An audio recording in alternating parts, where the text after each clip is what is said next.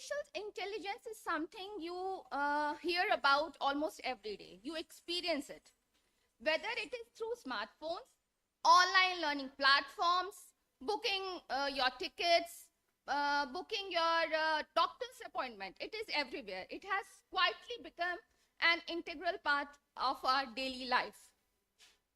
From healthcare and education to governance and industry, AI is transforming our society at a very fast rate. No doubt it offers remarkable opportunities for the progress, and it also increases our efficiency. But at the same time, it also poses important ethical and social concerns that demand our careful reflection. Today's symposium gives us a wonderful opportunity to explore these questions. I'm sure the speaker will help us understand not just the technical side of the AI, but also its social, ethical, and human implications. For our students, it is going to be a wonderful chance to listen, reflect, and critically analyze about the technology that is going to play a major role in shaping your future. Brain-computer interface is one of the most fascinating and promising areas of today's research, where neuroscience and artificial intelligence come together in powerful ways. The application of deep learning in this field has opened new possibilities, like from assistive technologies that can be used for PWDs, the person with disabilities, to advances in healthcare. There are many advantages, there are many implications. Our keynote speaker's experience in this domain will definitely help us understand not only the scientific and technical foundations of these learning models, but also its wider implications for the society. I'm confident that the deliberations and the discussions led by our distinguished speakers and Chief Guest Sir will inspire students to think critically and help them to explore emerging and interdisciplinary areas of the research. Once again, I extend a very warm welcome to our Chief Guest Sir and thank him for graciously accepting our invitation and sharing their valuable time and knowledge with us. I also thank the Department of Computer Science and Organizing Committee of this symposium for their efforts in making this symposium possible. Once again, I want to wish good luck to the symposium and thank you very much.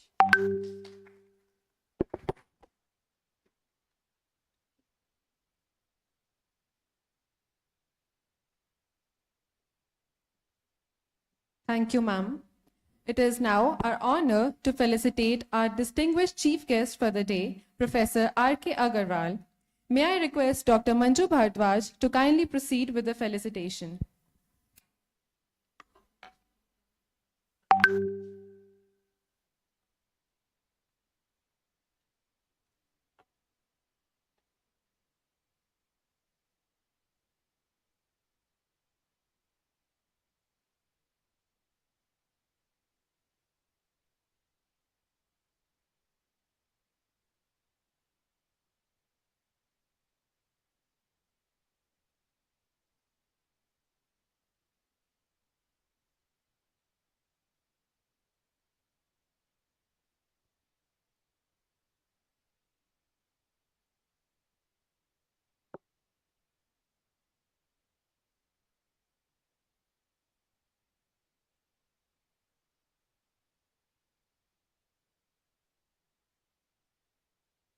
We are honored to introduce our first keynote speaker, Professor Agarwal, professor at the School of Computer and System Sciences, JNU, New Delhi. He is distinguished academician and researcher with extensive experience in computer science, system sciences, and advanced computing. His scholarly contributions and mentorship have significantly influenced research and innovation in India's academic ecosystem.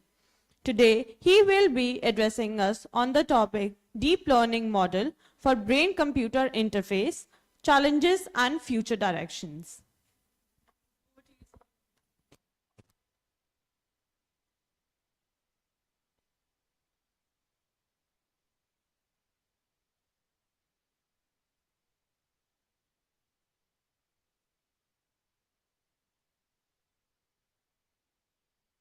I would like to invite Jyotsana ma'am to felicitate the Vice Principal of Maitreyi College, Professor Jyoti Singh.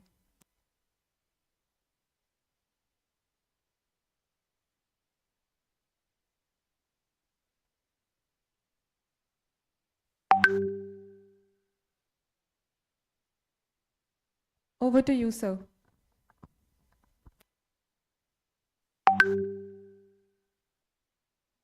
I won't require.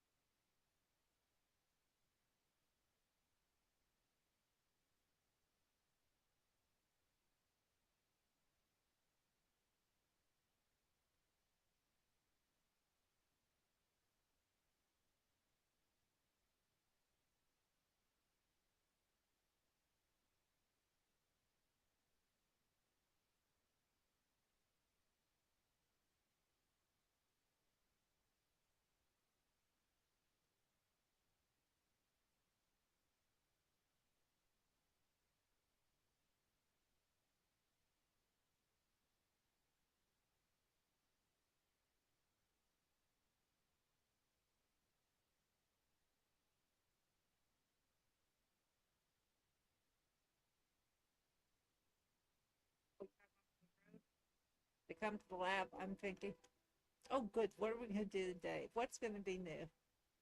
And every time we do something new, it's challenging at first. And then when I get 28 out of 30 or whatever the score is, and they say that was all down, left and right, that kind of thing. And so since she was making good progress with that, we decided to try to add in orientation of the wrist, so rotating it, in all three directions, and then also adding in grasp. So that's where we're sort of focusing now on 7-dimensional control of this endpoint position, orientation, and grasp, and sort of really working on interacting with objects and being able to move them around. It's really been to feed herself a piece of chocolate.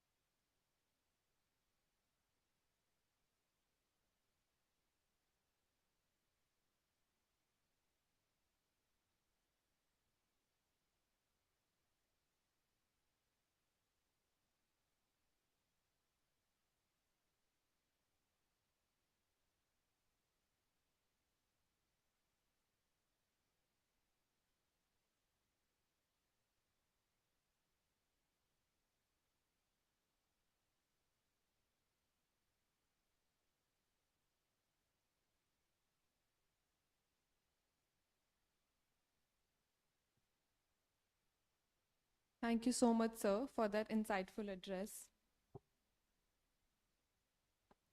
Innovation lies at the heart of computer science.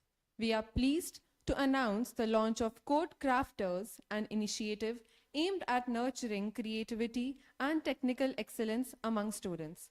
I would like to invite on stage Mr. R.K. Agarwal and Ms. Megha Khetrapal to felicitate the team. We also want to release the abstract book showcasing the scholarly contributions presented at the symposium. I would like to call on stage the team of Abstract Book and Code Crafters.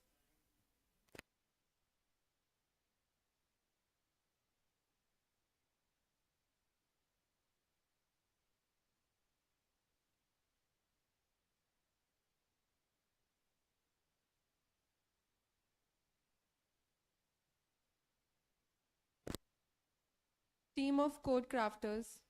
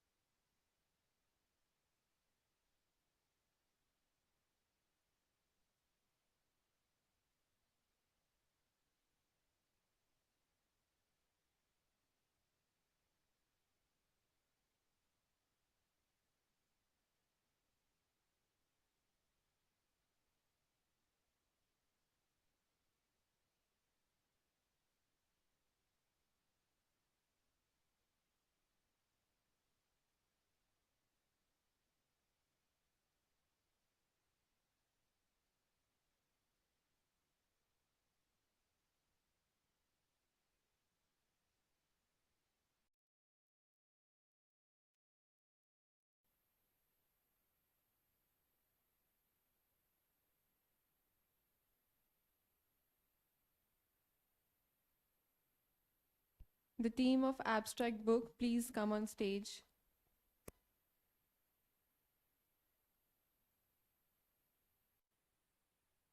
I would also like to request all the staff members to please come on stage for the release of abstract book.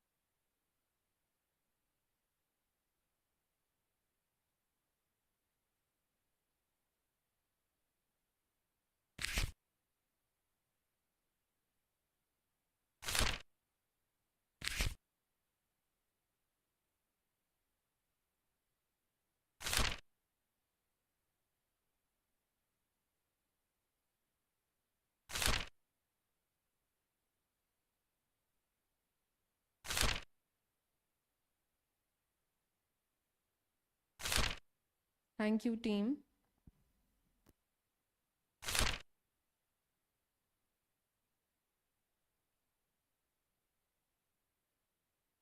I would like to call on stage Professor R.K. Agarwal and Ms. Megha Khetrapal for receiving the felicitations.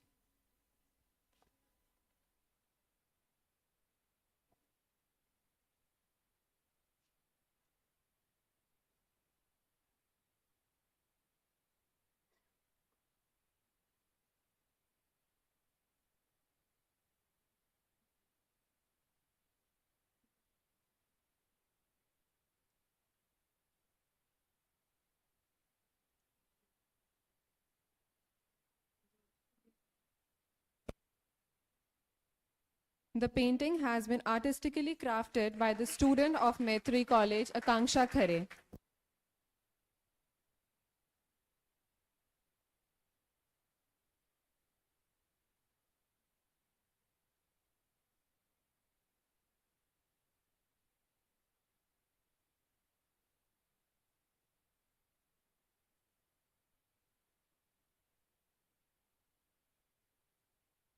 This painting is made with love and has the craftsmanship of another student of our college, Ria.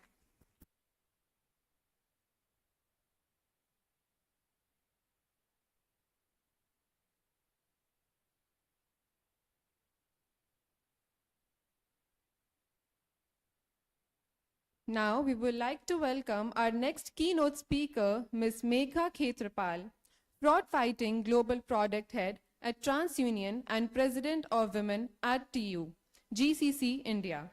She brings with her rich industry expertise in AI-driven risk management, fraud analytics, and technology-led financial security. A strong advocate for diversity and leadership, she has been instrumental in leveraging AI for safer digital ecosystems and empowering women in technology. I would like to call you on stage, ma'am.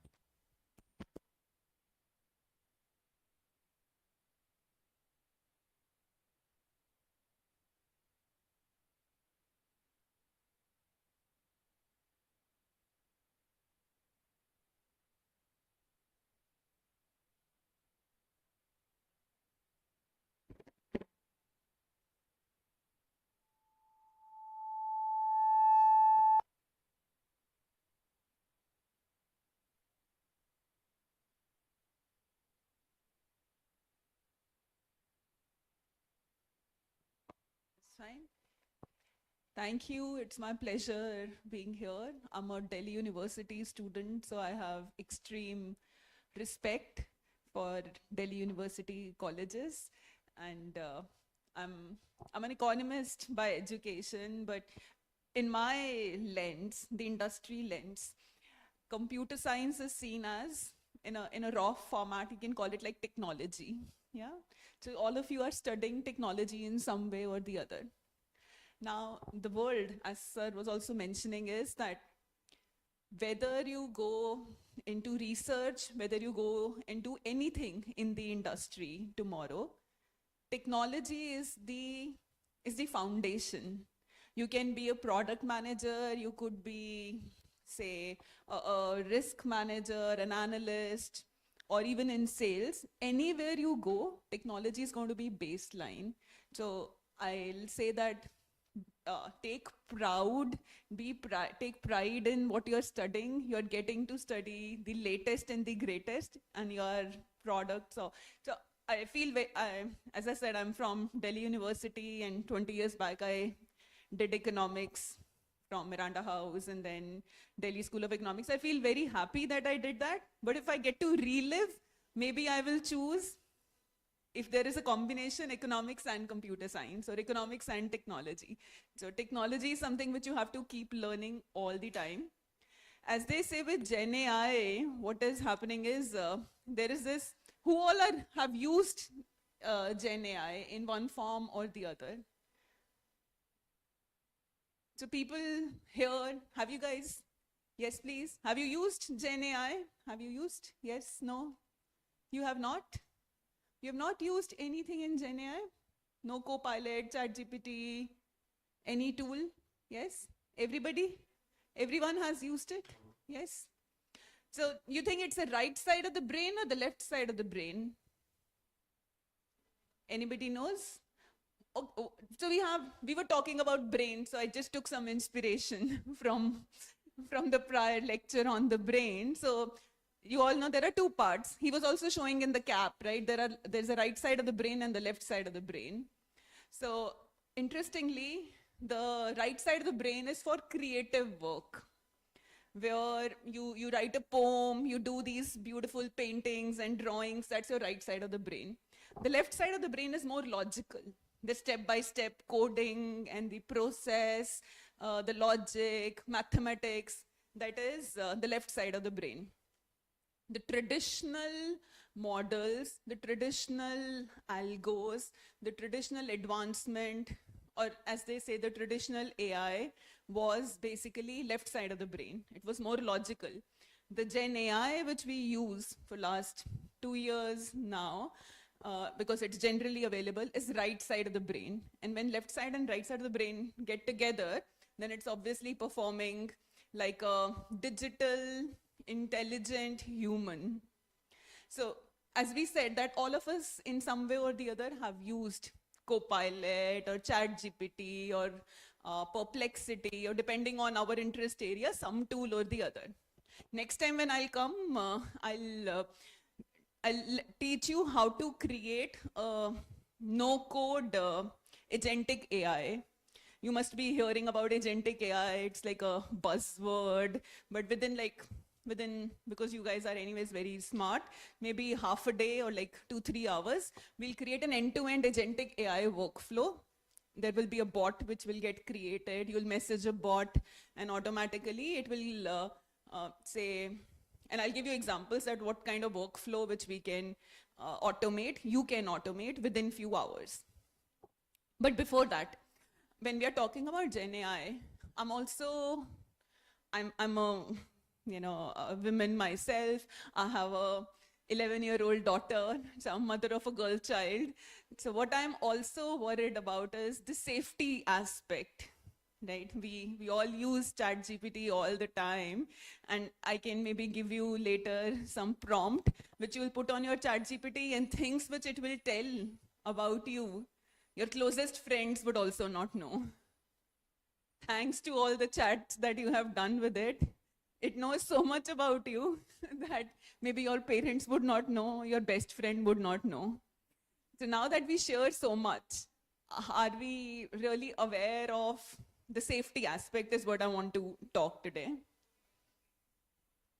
But at any point in time, feel free to stop me, and I'm happy to take as many examples. It's not that I have to finish all these 10 slides, 1 or 2 slides enough. It's basically that you should get some key takeaways on how to remain safe in this AI-oriented world in which we are already living. Yeah.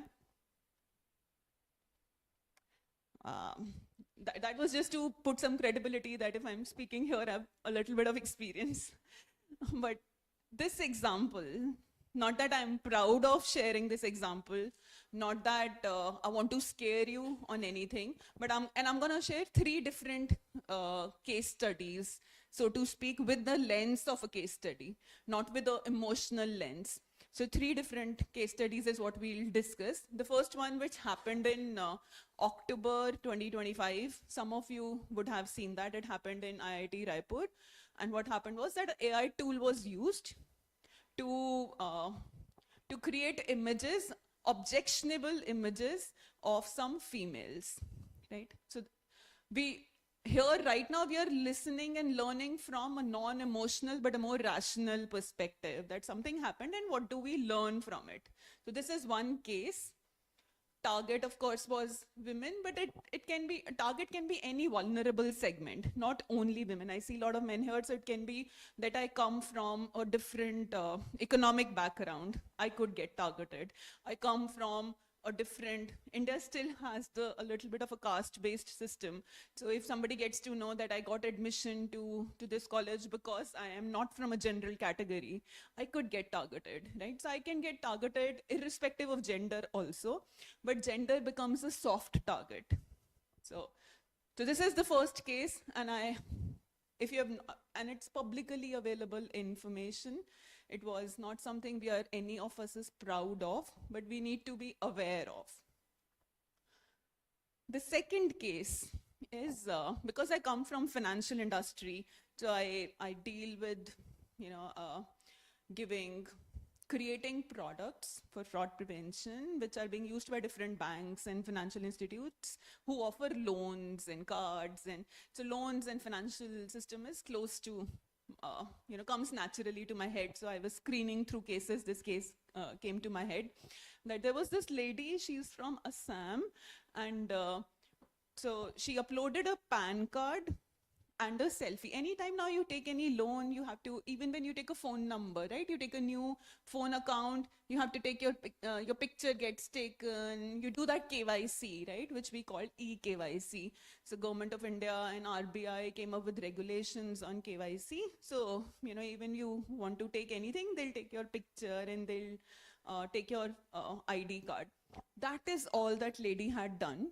And then they started saying that you have to give us money back, and if you'll not give money, then we'll morph your image and circulate it to all your WhatsApp accounts, circulate it to your or more broadly, and started blackmailing her. She didn't give up on that blackmailing, but again, a case study for us to understand that a picture, I am here and somebody took my picture, got access to something. So anybody can take your picture and can get access to that. You apply for a phone connection, or you travel to a different city and you want to, say you get a job in Bangalore, so you shift there and you're taking house on rent, and they do their KYC and they take your picture, right? So your picture is widely available and that can be misused, potentially. We're just talking about potential risk. We're not saying it will happen to us. It's about being aware of what can happen. Third example, Amazon, right? Everybody would have ordered something from Amazon. Yeah. So are there people who have never used Amazon? All of you have, in some way or the other, right? There was a Republic Day, a big sale, and we look out for such big events, and then we stack that, okay, this is what. So Amazon is a big company. They've grown really well. Many people have aspirations of going into and working there. Interesting thing happened there. So they built a tool. Now, when you apply for a job, then there is a lot of screening which happens on the resume. So say thousands of people are applying for a job, and Amazon opens up a job and thousands of people are applying. There's some filtering which need to be done, right? A human can't go through those thousands of resumes. There need to be some automated algo, right? And now again, put yourself in the industry lens, since those are the examples I'm taking. You may create an algo or a code, but it will eventually be solving a problem of automated recruiting screening, and that is what they had developed in-house. So they developed that in-house, but what was working was, it was penalizing women candidate.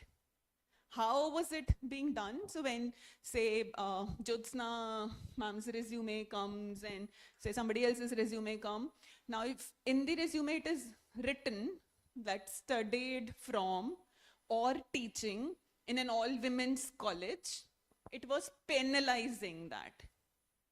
It wasn't just a neutral thing, not obviously giving preference, but it was giving negative marks for that. So that resume wasn't getting screened. And for multiple years it went, and then, it got highlighted that a lot of women related things were being penalized. So there was some inherent bias in the system. Again, AI was in action, automation was in action, but there was an inherent bias in the system. People would argue that AI is biased.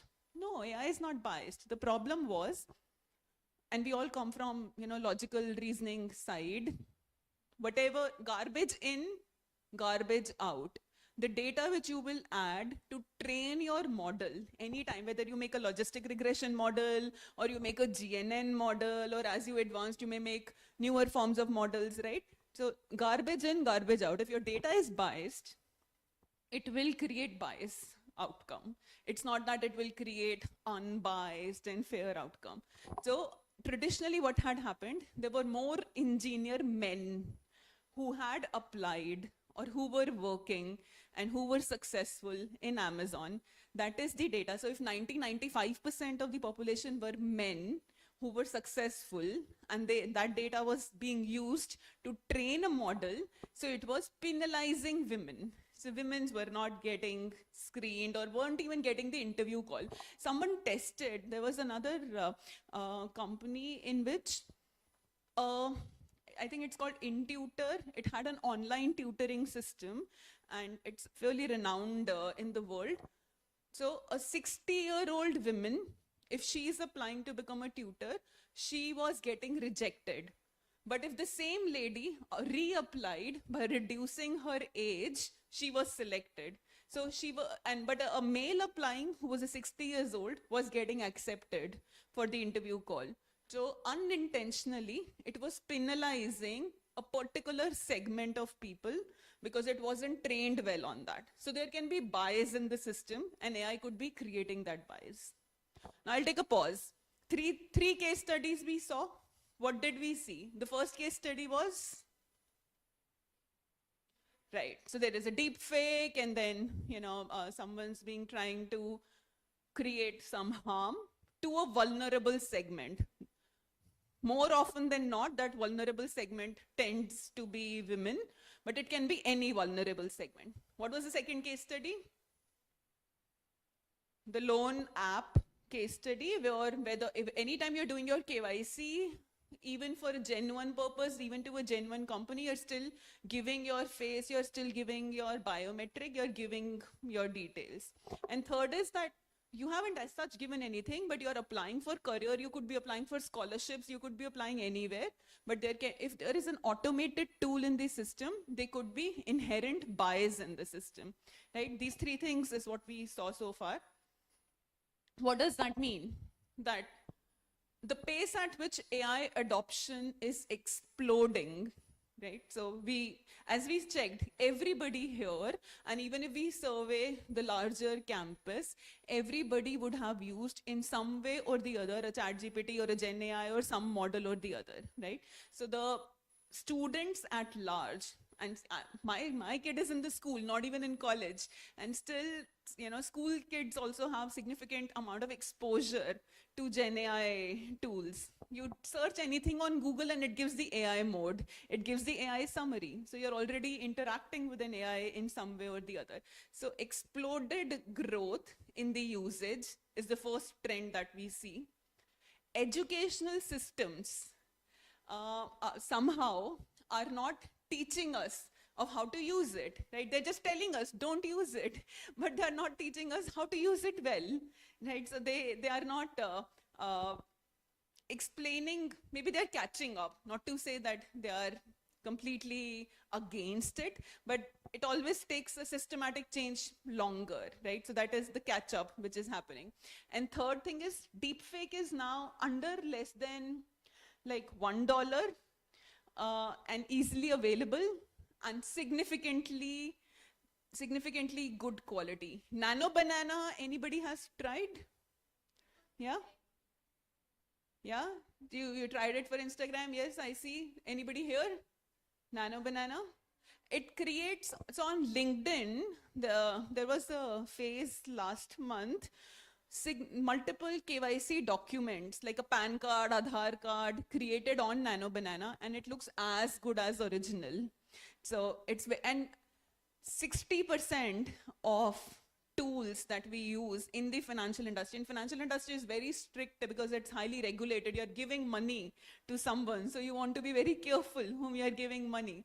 But a significant amount of those documents and faces, we are not able to detect that they are deepfake generated or they are genuine, right? But what does it mean? That if these trends are there and the cases which are emerging, if we are not creating safety for us, then you need to think that when I put a reel on Instagram, when I put anything on LinkedIn or on Facebook, when I give my picture to somebody, am I really safe? If my dad gets to see some picture of me from somewhere, how will he know this is a genuine picture or this is a fake which is being created? Right? So in my family WhatsApp group, if something comes out, how anybody would know and who will trust that this is not me, but this is actually a deep fake which has been created? How do I prepare myself and how do I prepare my family that it is actually not me, but it is, somebody playing around with technology? So we learn a little bit of those things. And when we say AI safety, so actually there are two parts to AI safety. One is that how do I and you as an individual, remain safe? How are you going to be safe? And the second thing is the systematic safety. How institutes or educational institutes or even corporates are going to make sure that there is no inherent bias in this. The Amazon example we saw is not basically about safety. It's not creating harm to you as such, but there is a systematic bias which is coming in. So the AI safety need to be seen in two perspectives. One is you as an individual, and second is the society at large or the institutes at large. So the first risk which is here is the privacy leakage risk. That you post something or when you interact, posting is of course one thing, but when you interact with ChatGPT, as we said that all of us have interacted in some way or the other. So I could upload my resume and say that help me improve it 10x. This is a job description. So I upload a job description and I upload a resume that this is my resume. Give me recommendation or recreate my resume so that it aligns with the job description, right? A very genuine use case. You would want to tomorrow apply, you would want to make sure that job description and your resume is broadly aligned so that it gets screened in the ATS system and application screening system. However, your resume will have your name, it will have your address, it will have your date of birth, it will have your phone number, it may have your father's name. So it has your personal identifiable information, which we call as PII information.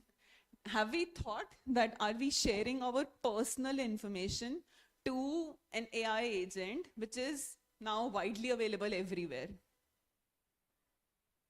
So I want you to ponder on that when you share anything, when you upload anything, is your PII information, is your name, ID, phone number, any personal details are being shared?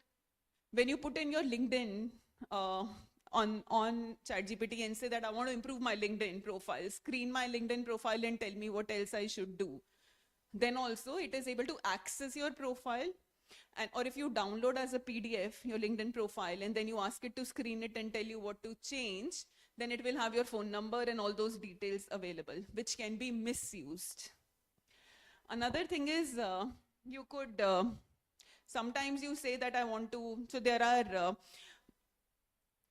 other picture taking tools which can improve the picture quality, right? Or Adobe also has a picture enhancer or a scanner, or there can be, we sometimes say that we want to upload this picture on Instagram and this face is, I want to make it look nicer or I want to make it look in a different dress. So when I upload it, So there are a lot of free tools which will come, and then there are some renowned tools. And we say, yeah, free tools, okay, you know, it's coming and it's just instantly giving. It's not even asking me to log in. So I'll just take that tool. But now think about it, your picture's gone there forever and you can't go and erase it. So your picture's available somewhere, and it could be sold on dark web, or it could be used in a way which can potentially create harm. So what do? We don't put, so what steps we need to do is what's on the right hand side is that we follow the no ID, no OTP, no password rule. Don't upload anything where you are using your ID, password, OTP, phone number, your PII information on any AI tool, right?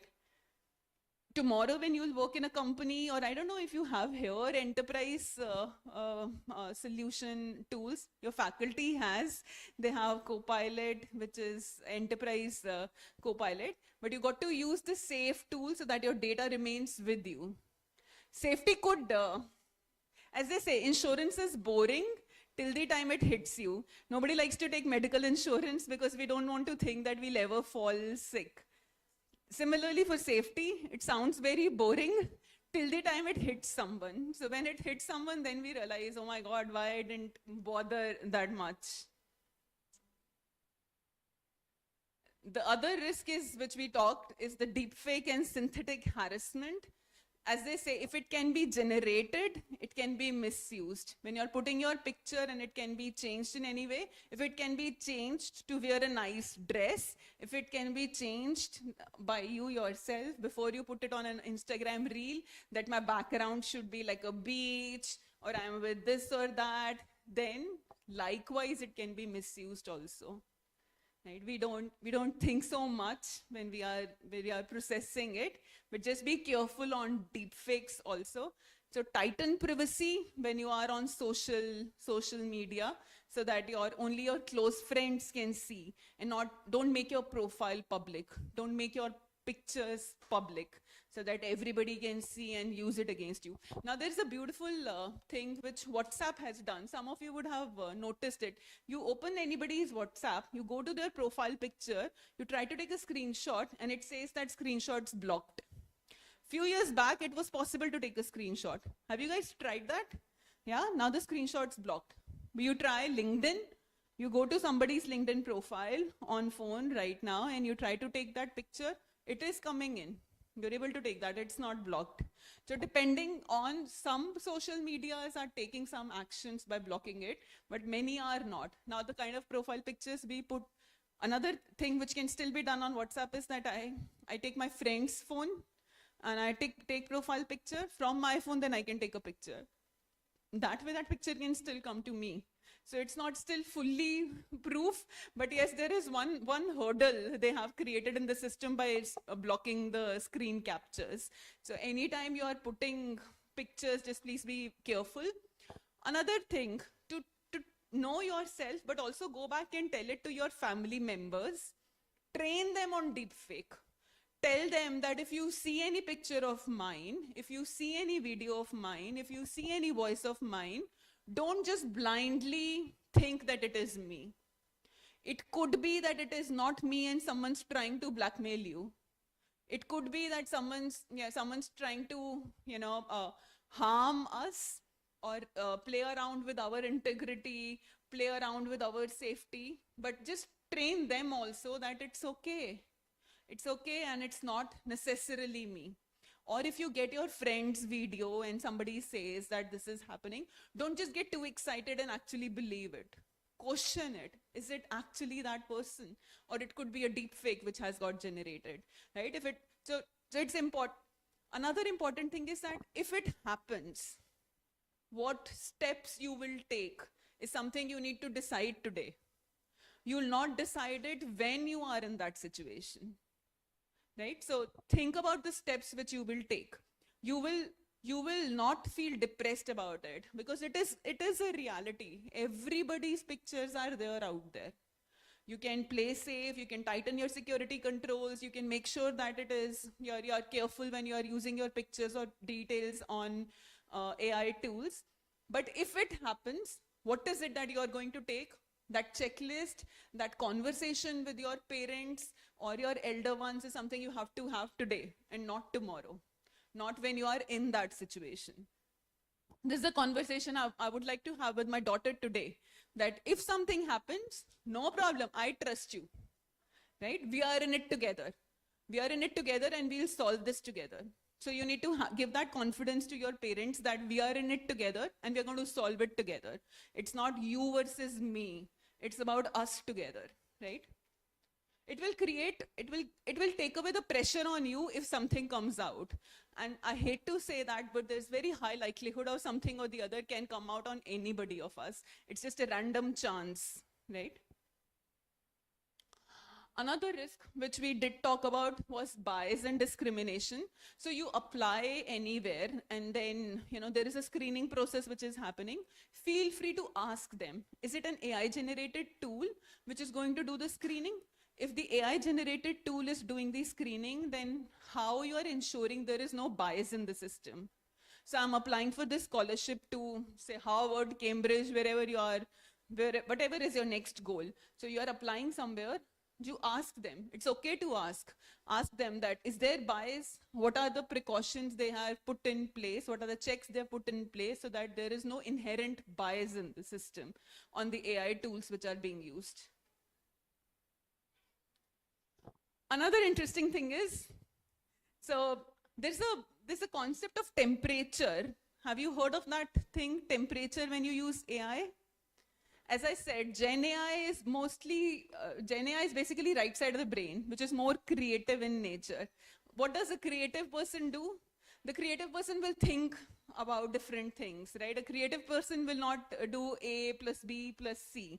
Now, when the creative person is thinking through things, then, so when you are searching on AI, you can say temperature equal to 0. When you do that, temperature equal to 0, temperature equal to 0.1, then it will create less randomness.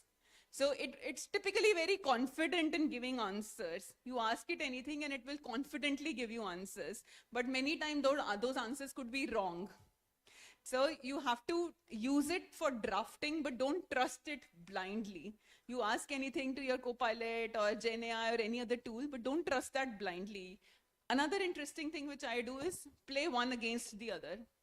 Use one tool, get some answers or research, put it on the other and say, now critically check it, give me the sources, what are the drawbacks in this concept? So you're testing one against the other or test two against the three so that you get to the good, you get to the final well-tested solution. And lastly, over-dependence. So as they say, when papers were submitted, they checked that whether they were AI generated or not. So an over-dependence on AI means that tomorrow you are asked to write something by yourself.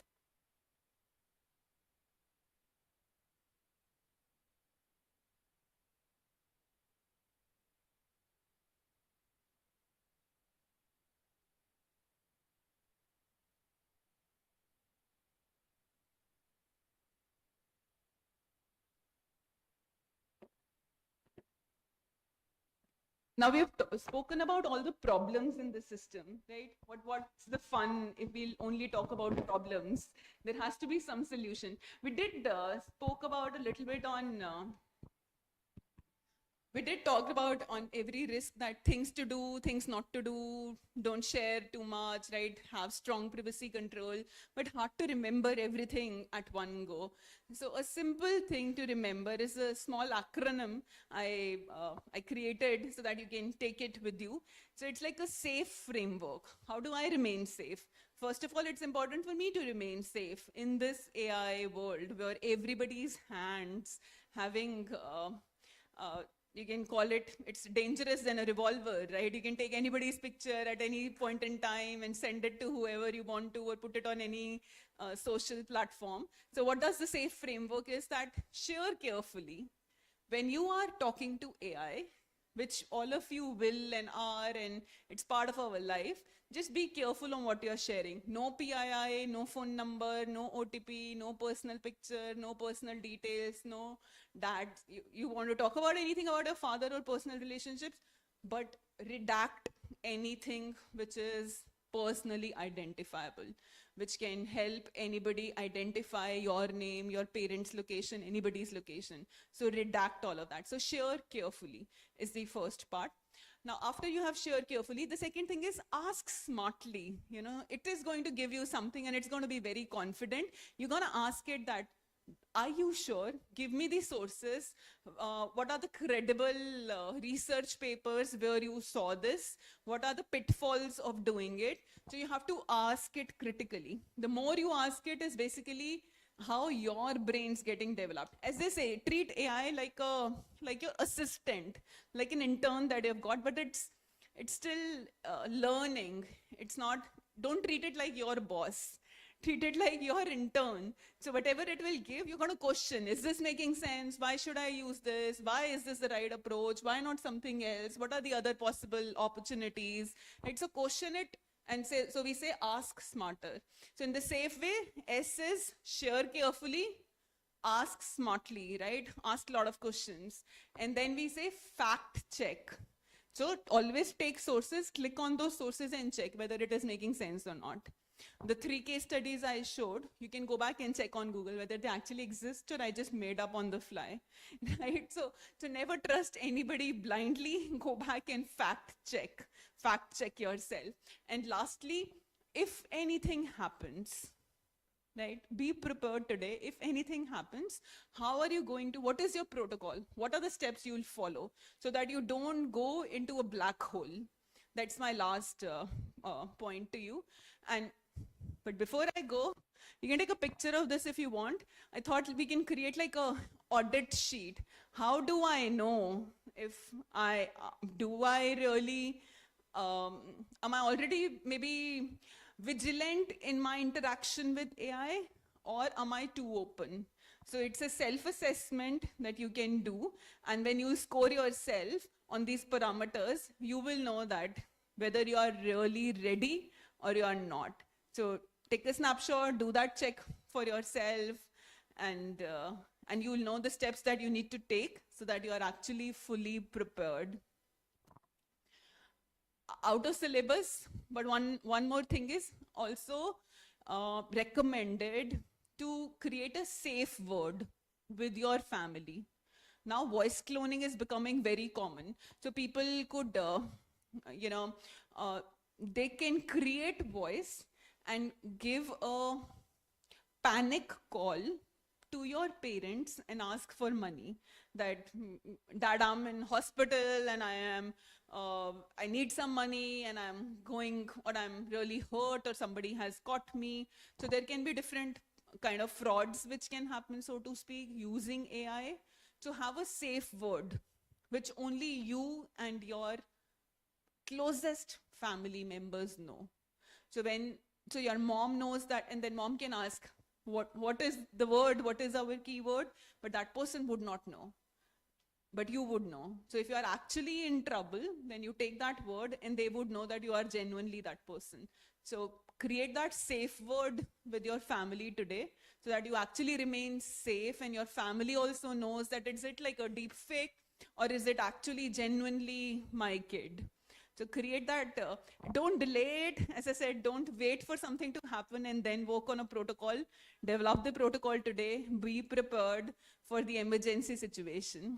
This is all I had, and happy to connect. This is my LinkedIn. I'm fairly active there. So if you need any guidance on industry, on technology, which we are using there, happy to share. Today wanted to focus on less glamorous topic of safety, but next time maybe I can talk about some agentic AI and how you can create a cool workflow in 2-3 hours. Thank you so much, and happy to take any question if it is there.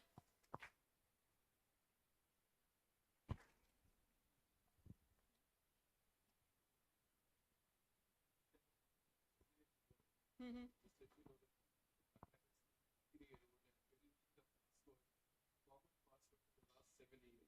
Hmm. Right. But the safe word is that it's already a step in the right direction, but the safe word is that a word which only you and your son knows, right? And but he should also know, or you and you, so you have spoken that if we are in an emergency situation and if we talk to each other, then this is what I'll say.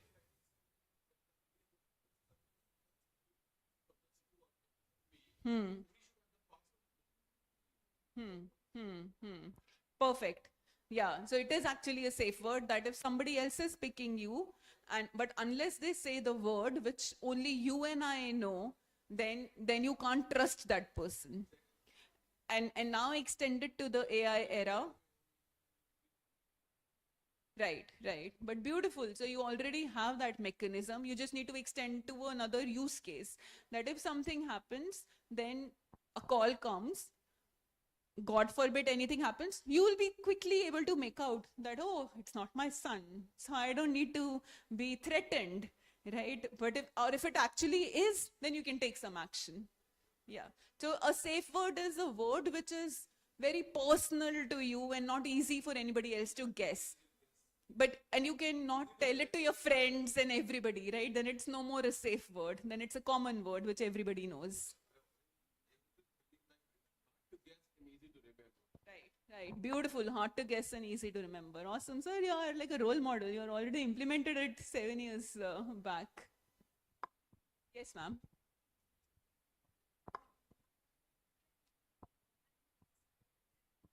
Right.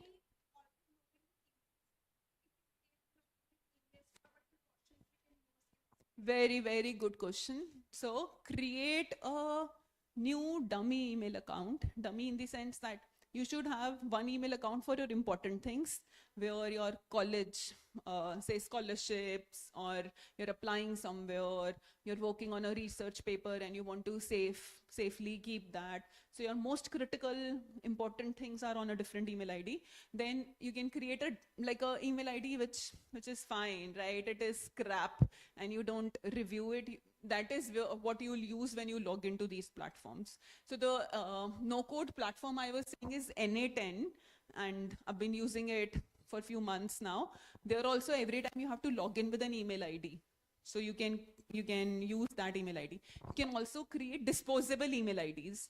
And it's very easy to create a disposable email ID. It doesn't ask for anything. So you search on your internet disposable email ID, and it will give you a disposable email ID, and there itself there is an inbox.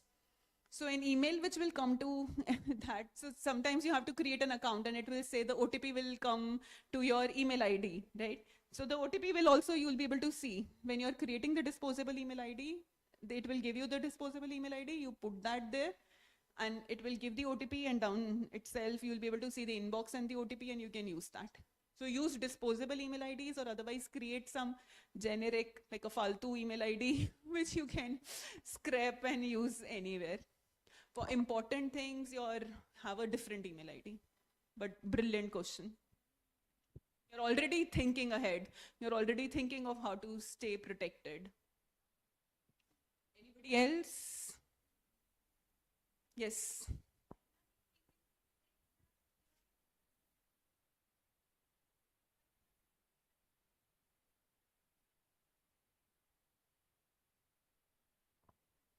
See, technology, you're a technology student, right? Whether it is, so technology can be used by good actors or bad actors. We saw a good application in what the previous session was. That was also use of a technology. So a deep learning model to capture your brain waves and then interpret them to help somebody who can't speak was a deep learning model which is using AI. So that's a good use of technology, or technology being used by good actors. But I come from a fraud prevention business. So there, all the time, we see that fraudsters are ahead of us, right? So like another example. Today, my kid is here because her school had a bomb threat. So those things and technology and tools with bad actors will always be there. No matter how much we want to try, we may not be able to curb it. You can say that I have my wallet here and nobody should steal it. but you know that people, all type of actors will be there and someone can still try to steal it. You have to be careful of your wallet, right? So the way you have to be careful of your physical money, similarly on a digital setting, you need to be careful of your PII, which can be used potentially against you. Anybody else? Oh, all good. Okay, awesome. Thank you so much. Really appreciate.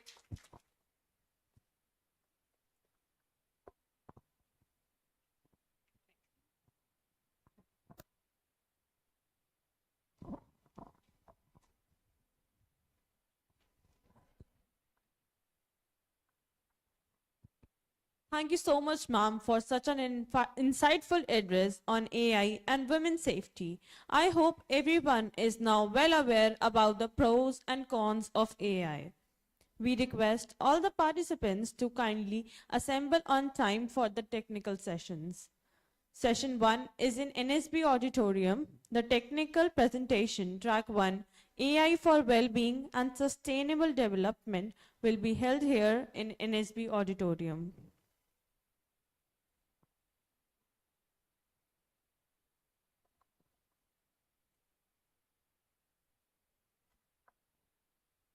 All the registered participants are requested to collect their food packets outside the auditorium.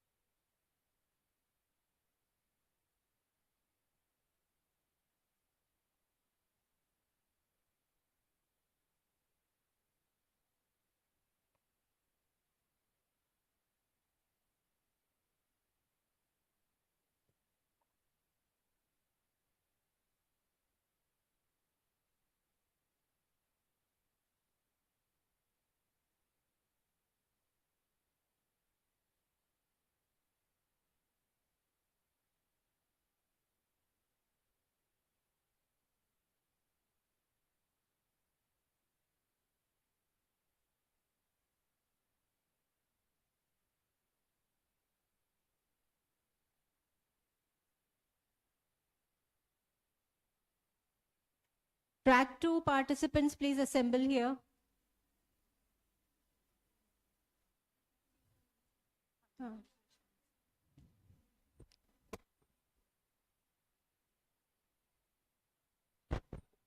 Those who are having refreshments can please move out and have it. Students having refreshments, bahar jaake kha lijiye. We are starting the paper presentation.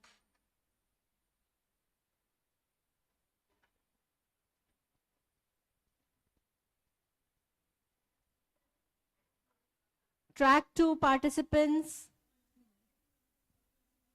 Volunteers for track 2. Who are the volunteers for track 2?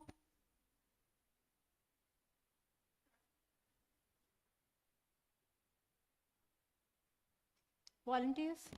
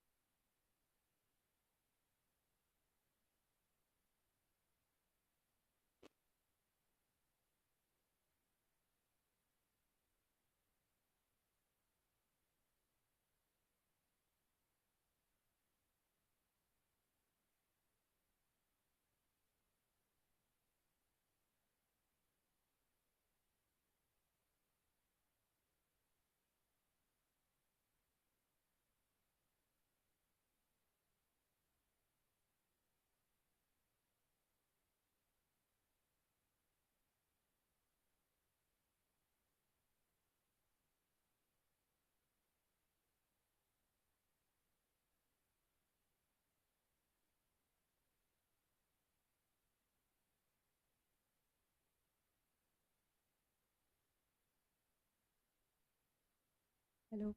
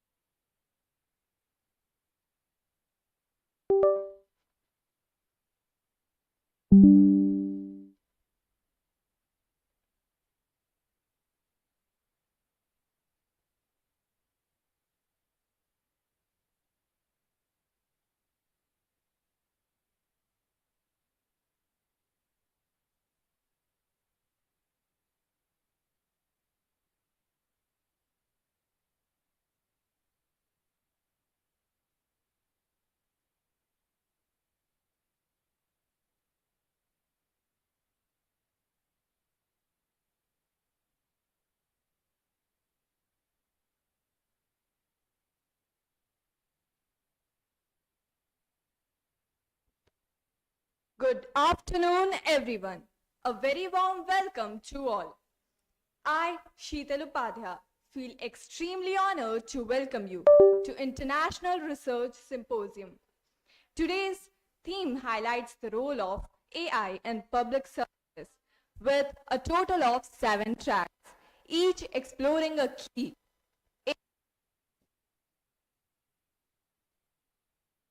of AI.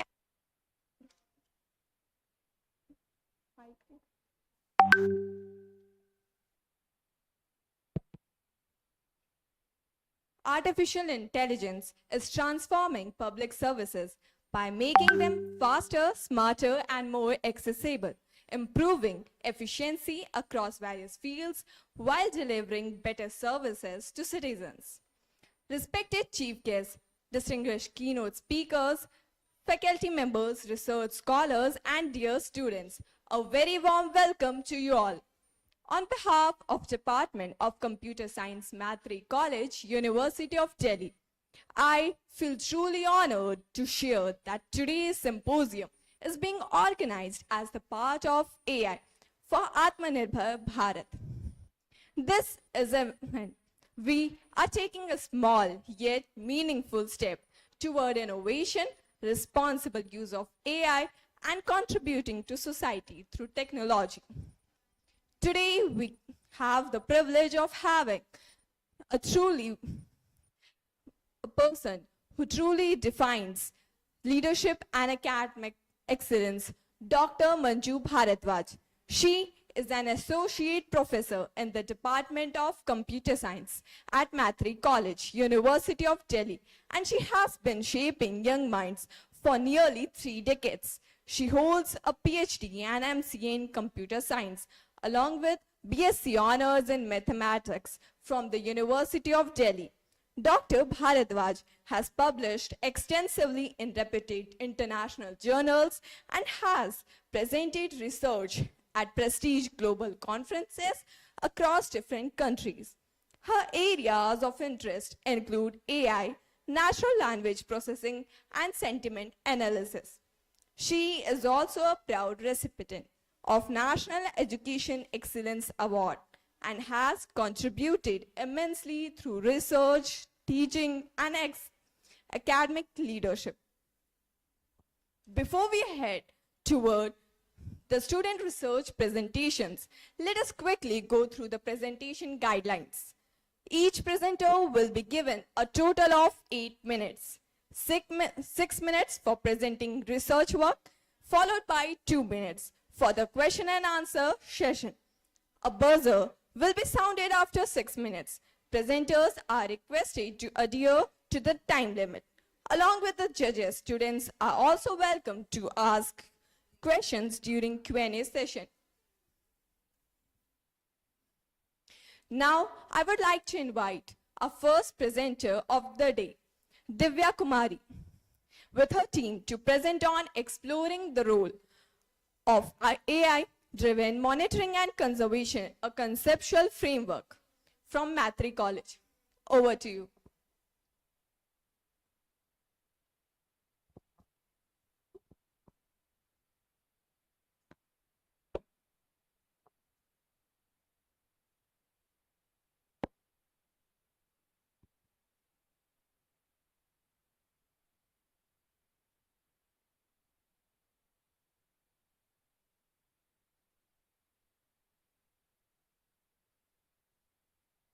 Good morning, teachers.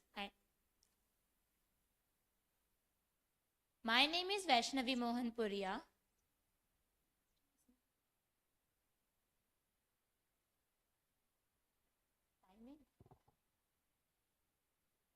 10. Good morning, everyone. My name is Vaishnavi Mohanpuria, And I am Divya Kumarisha. and today we are going to present our presentation on our topic exploring the role of artificial intelligence driven AV faunal diversity monitoring and conservation, a conceptual framework work. Introduction. Bird studies are essential for understanding biodiversity, ecosystem health, and environmental changes. Traditional monitoring methods such as manual field observation and visual observations are time consuming, limited in scale, and often affected by some human biases, which has led researchers to explore the use of artificial intelligence. As the mentioned problem like time consuming, limited in scale, and human error, artificial intelligence provide efficient solution to these challenges. AI enable automated identification and monitoring of bird. AI tools like deep learning and computer vision are widely used in bird study. CNN is a deep learning model stand for convolutional neural network which uses the image identification. It learns the visual features such as shape, color, and feather patterns, which help in identify the bird species. Another CNN model like YOLO, which stands for You Only Looked Once, it is an object-based detection model. It is widely used for counting bird and monitoring population using drone camera apps. Traditional methods such as field surveys, visual observation, and manual species provide reliable ground-level data, but AI-based monitoring enhance and support them. AI-based monitoring does not replace traditional bird study. Instead, it enhances and support them. These are the AI-powered applications which work good in Android phone like Merlin Bird ID, eBird, BirdNet, and Naturalist. In Merlin Bird IDs, it helps user to identify bird species using photographs of bird sound. The tools support both researcher and general public and promote general citizen science. eBird is a global online platform where users submit with their bird data. Birds become one of the most largest biodiversity database in the world. BirdNet identify bird species using bird calls and song, uses AI to analyze an audio recording useful for study bird in dense areas. iNaturalist identify bird, plant, and animal photos. It is a AI-based image recognition. This is the flowchart of BirdNet. First, you have to collect the audio of the bird, then you have to run analysis, and then you have the answers of the bird. Which bird is this? This is the flowchart of Merlin, where in Merlin you can record the sound of birds and explore the birds. And this is the flowchart of eBird, which is the natural databases of. In this, you can mention the date in which days you visited the bird and time at what place. iNaturalist is the image-based software which is used to identify birds on image basis. The pros and cons of the AI monitoring app. The pros are high accuracy, time efficient, and cost effective and non-invasive. But the cons are data dependency, rare species limitation, expert need validation, technical constraint. The limitations are conceptual framework without existence quantitative validation, dependence on existing AI tools and pre-trained models, limited focus on two urban green spaces in Delhi, possible misidentification of cryptic species of low quality data, requirement of technical resources and infrastructure. Future scope or our topic is validation of AI outputs with field-based quantitative data, application across diverse habitats and larger geographical areas, long-term and seasonal avifaunal monitoring, development of regional specific AI models, integration of AI-based data into conservation planning. The study highlights the increasing role of artificial intelligence in avifaunal diversity monitoring and ecological research. AI techniques such as image recognition and bioacoustics analysis help overcome limitations of traditional methods, including observer bias and limited coverage. Automated processing allows efficient analysis of large datasets from camera traps, sound recorders, and digital biodiversity platforms. The conceptual framework focuses on non invasive monitoring, improving accuracy while minimizing disturbance to birds. Overall, the framework shows how AI can aid evidence based conservation planning and ecological.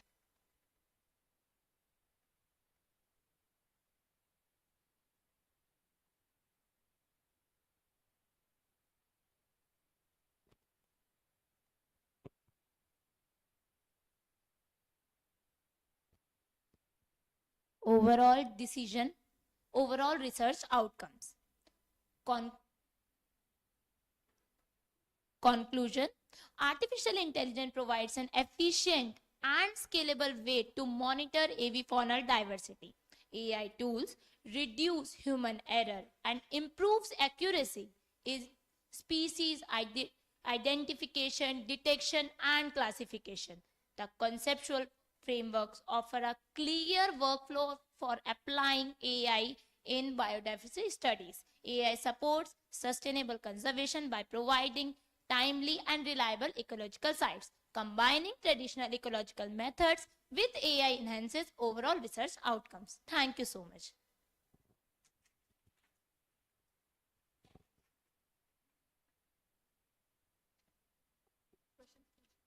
Any questions?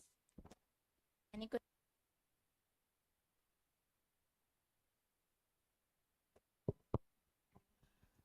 Okay, you have explored the AI tools. Yes, ma'am. So, did you use any of the tools specifically to find out or identify any of the birds?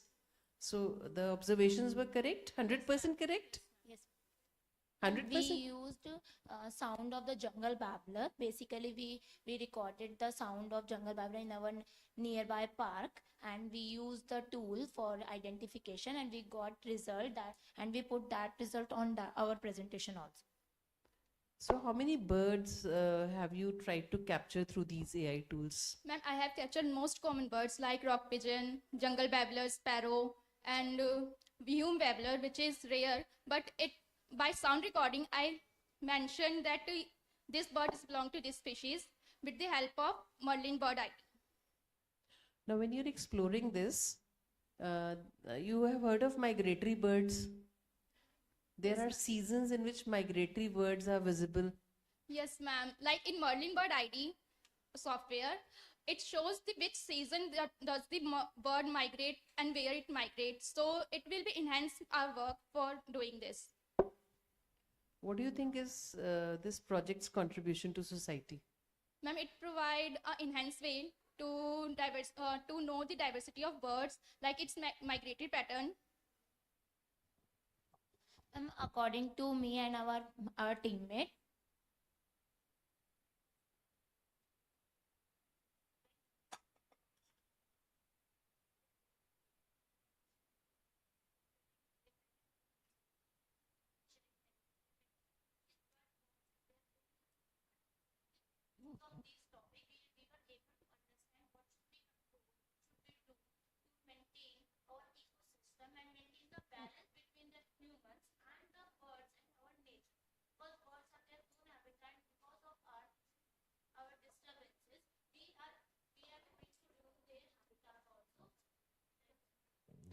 But this is a general thing that we know of.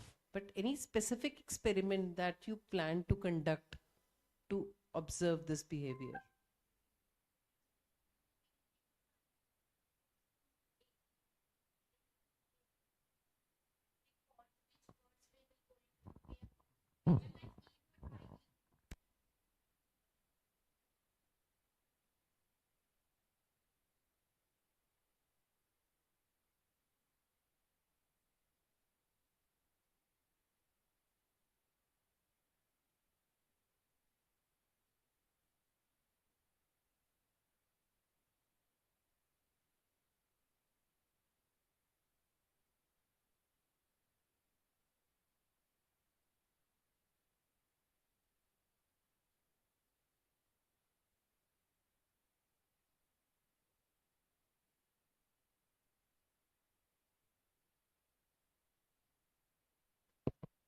Thank you so much.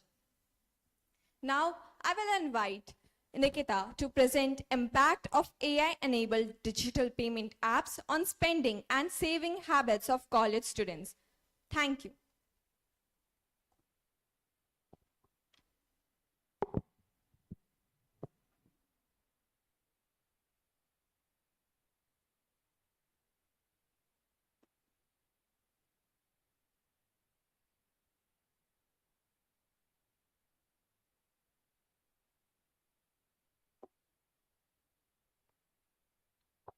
Good morning, everyone. I am Nikita, and today I am going to present on the topic impact of AI-enabled digital payment apps on spending and saving habit of college students.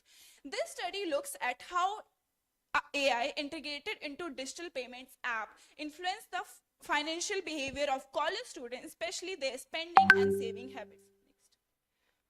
Digital payment apps such as Google Pay, Phone Pay, Paytm, and Amazon Pay have become an essential part of daily life for college students. These apps are no longer limited to simple transaction.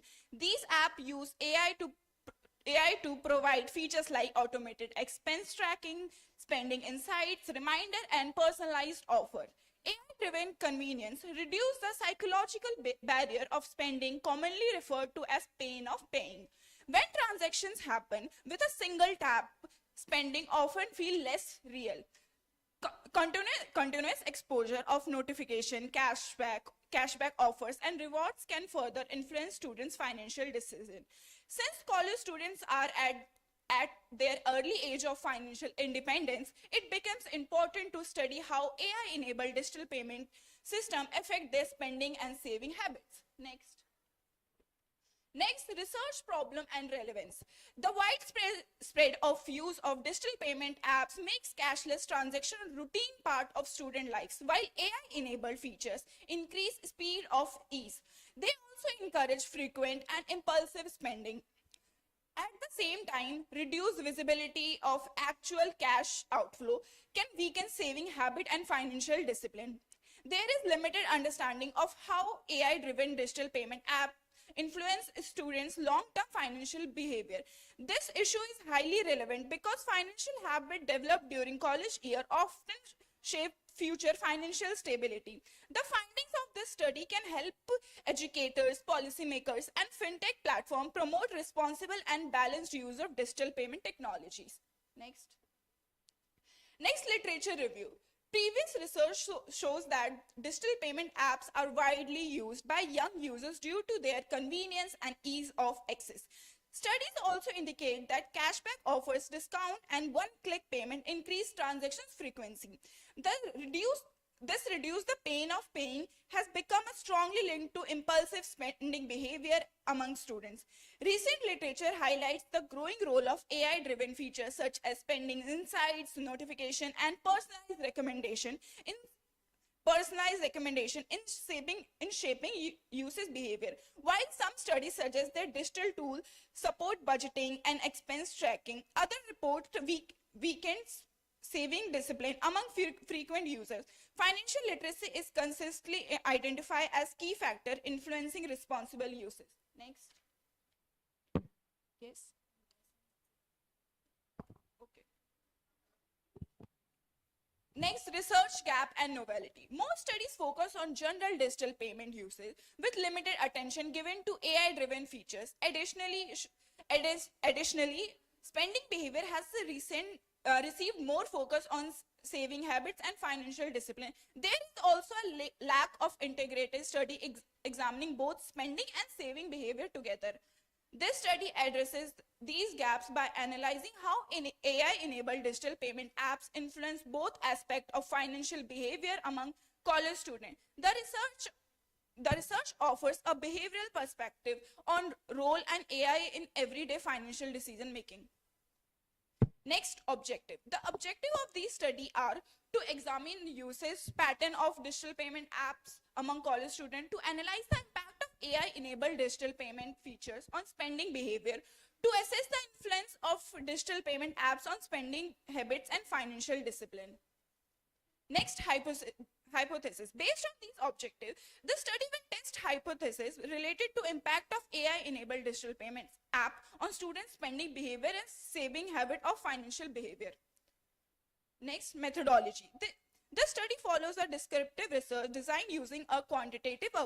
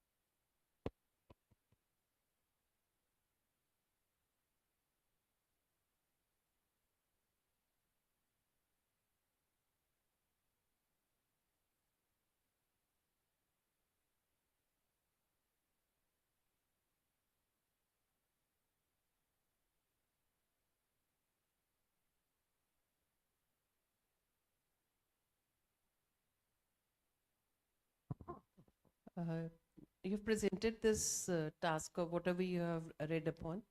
So, what do you plan? What is your target group going to be for floating this questionnaire? Which college students? South Campus. Why not North Campus? So, how will you collect that data? Question. How will the questionnaire be circulated?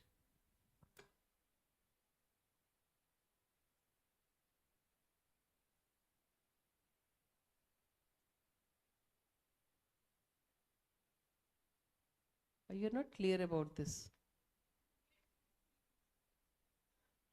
Just yesterday. So, can you just specify 4 or 5 questions that you listed in that? Ma'am कुछ factors हैं जिसमें questionnaire बनाया है मैंने sorry ma'am impulsive and unplanned spending behaviour के ऊपर questions है जो पास लिटरेचर से लिए गए हैं और saving habit and financial discipline पर है No, I'm asking you the questions that you have listed, not the category of questions or not on the topics. Ma'am actually right now I have in my phone Don't you know what questions you created? Yes ma'am ma'am question like rate scale में होंगे question कुछ इस type के हैं like after using some features कि मेरे spending कैसे बढ़ गए हैं और that's all. तो अगर क्वेश्चनर डिजाइन किया होता तो क्वेश्चंस आपको याद होते ना? मैम किया है. Okay. So this is a. Do you think that this thing is specific only to students? Yes ma'am क्योंकि बहुत सारी स्टडीज हैं जो डिजिटल पेमेंट ऐप्स पे तो स्टडीज हैं बट स्पेसिफिकली कॉलेज स्टूडेंट्स पे नहीं है that's why I choose this.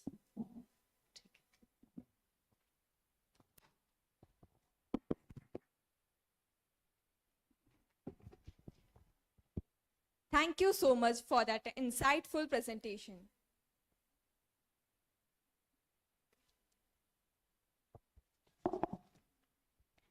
Next, I would like to invite Maurya Raj to present on when AI reads emotion, explainable AI-driven facial emotion recognition.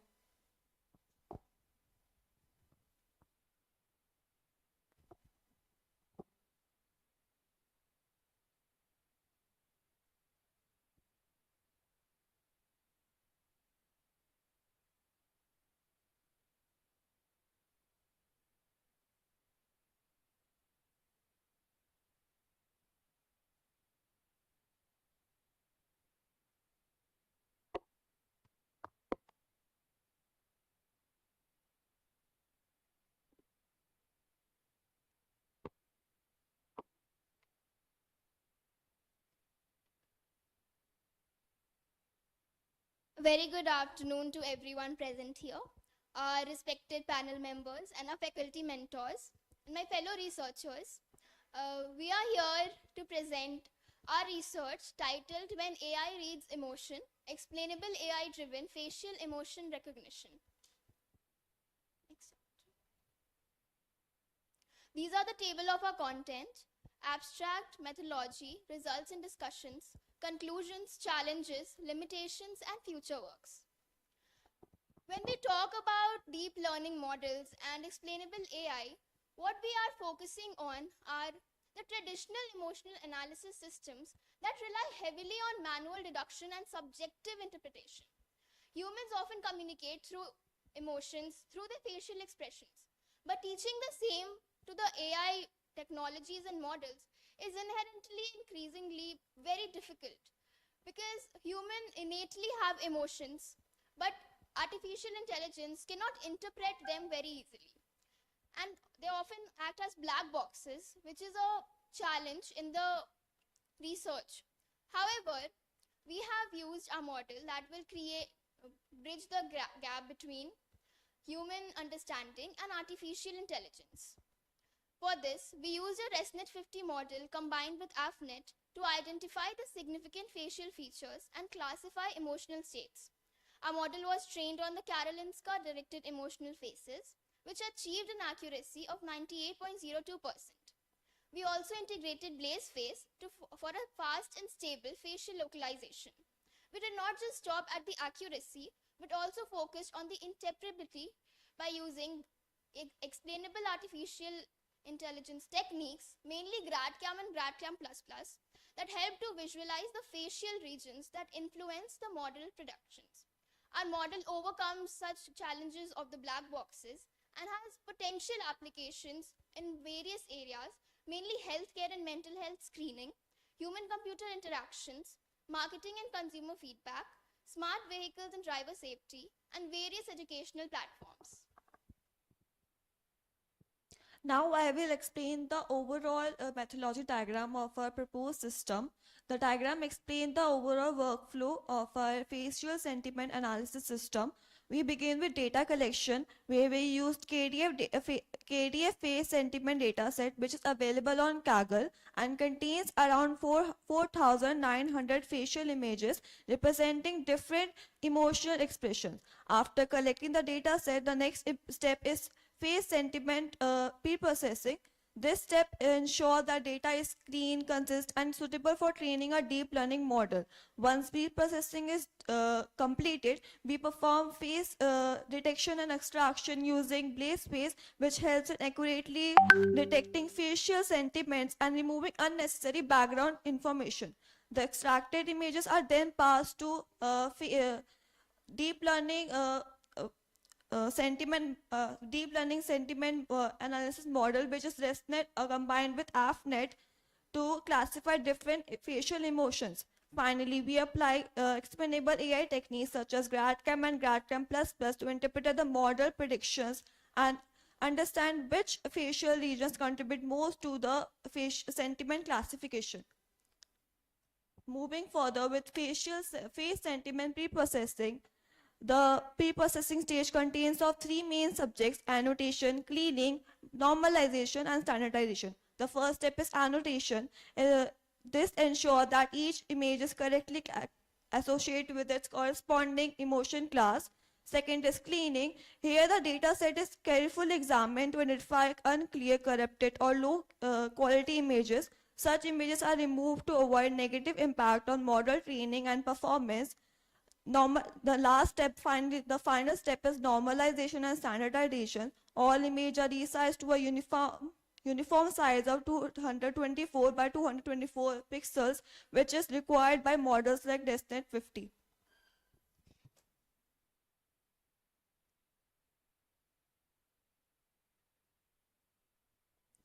Now moving further, in our system we have used Blaze Face for face detection.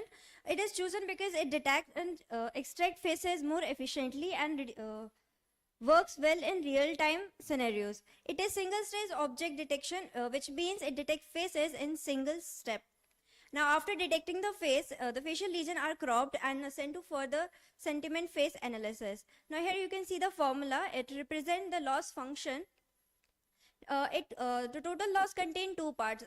First one is classification loss, which tells whether the model has detected face or not. The second part is localization loss, which measures the face bounding boxes of the localization bounding boxes of the face detected. Now, we have used alpha for weighting factor. It balances the both two types of losses. Now further, after detecting the face, we have used face sentiment analysis using the deep learning model based on ResNet 50 and FNet. ResNet 50 is the backbone network for deep facial feature extractions. FNet, which also stands for Adapted Feature Fusion Network, enhances features fusion across different layers. By combining these two methods, our model has achieved better facial sentiment recognition. Now, this another formula is we have used is reducing learning formula. It says the whole output does not should be dependent on the final output. The network divides the difference between the input and output. Okay. To conclude the presentation, we had made a explainable facial emotion recognition model that combines Blaze Face as the face detector and ResNet 50 with AppNet model for complete facial emotion recognition. Our model achieved a testing accuracy of 98.02%, and also it is very transparent using the GradCam and GradCam plus explainable techniques.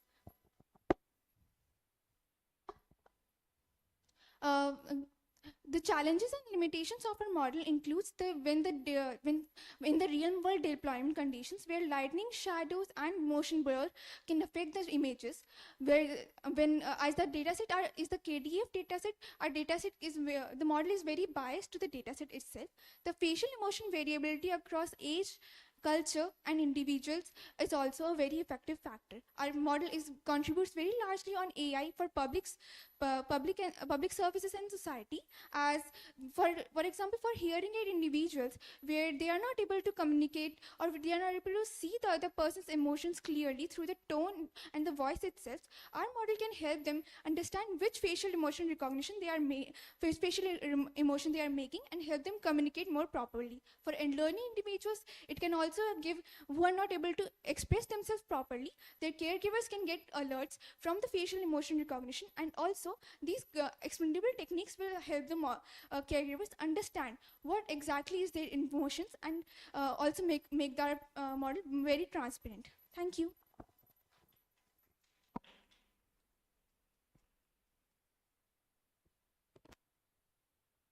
You people have talked about explainable AI in your project. Can any one of you describe what do you mean by explainable AI?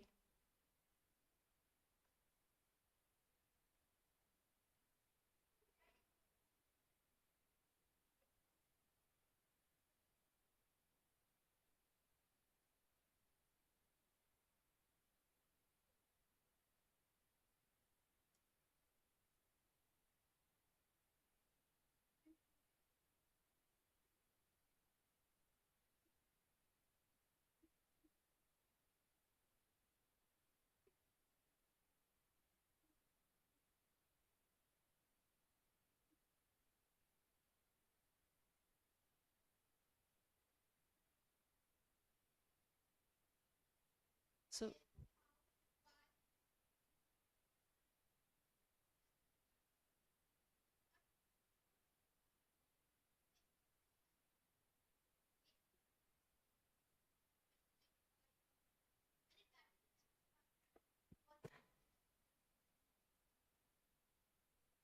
So what is the output of, what is the explainable AI output of for this particular situation? The problem that you are handling, facial emotion recognition.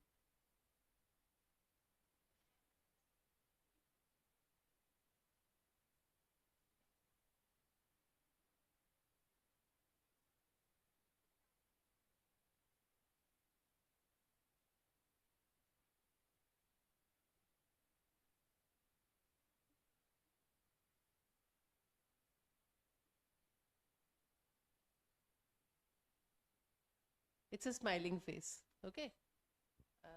If it is a fretting face, then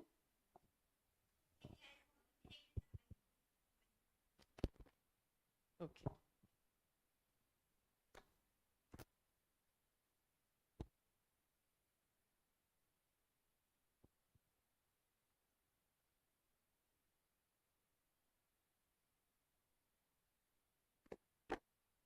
Thank you, team. Now, I invite Neha Smriti to present on impact of Instagram influencers on users, investment, decision making on AI-driven platforms.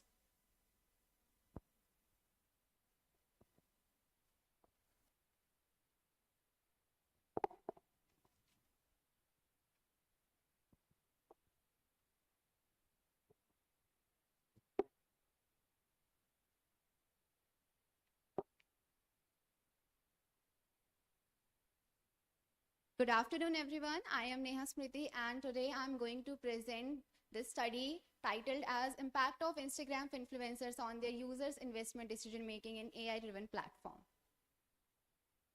Rapid digitalization has changed the way people access information on social media platforms.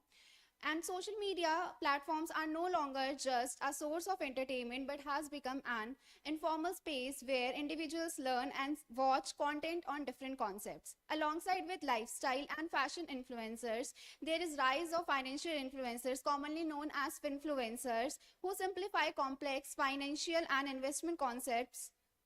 The study focused particularly on one platform, that is Instagram. Instagram works through AI recommendation systems which decide what content appears more frequently on people feed. Because of this, certain financial content shared by influencers often gets repeated exposure.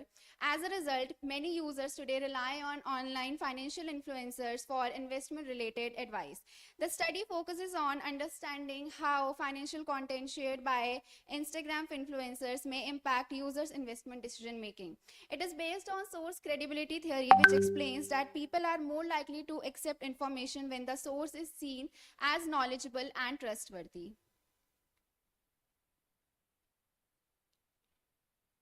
These are the objectives of the study. First, to analyze the impact of Instagram influencers on users' investment decision making in an AI-driven environment. Second, to assess the impact of perceived influencer expertise and trust on investment decisions. Third, to examine the role of existing financial knowledge of users in their decision making. And finally, to study whether exposure to financial content affects users' investment decisions. After reviewing literature, these are the some gaps which this study has been found out. Existing studies largely focus on social media platforms as a whole. There is limited research that specifically examine influencer related factors such as expertise and trust, especially on Instagram. And there is very limited attention to AI recommendation system. Also, very few studies consider financial knowledge and influencer impact together. This study is significant because it will try to explain how AI-driven content exposure may increase influencer visibility. It will also help investors, educators, and policymakers better understand online financial impact. The study follows an exploratory research design. Due to its emerging nature, data will be collected using a structured questionnaire from users who follow or view influencer content on Instagram. The study follows a cross-sectional design where data is collected at one point in time. Data analysis will be done using confirmatory factor analysis and descriptive tools like averages and graphs. AI is considered as an important factor that shapes content visibility on Instagram.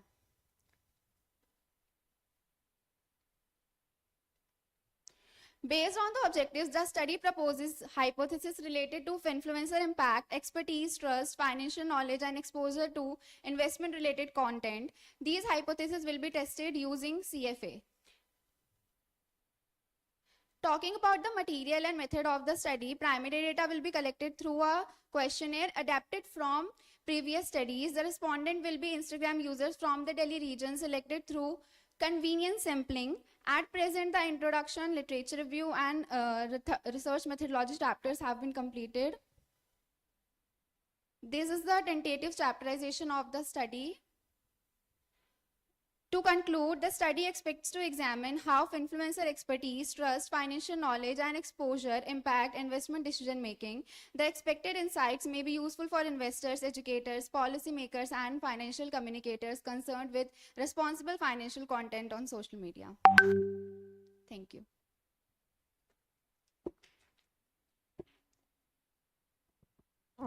Have you framed any questions yet?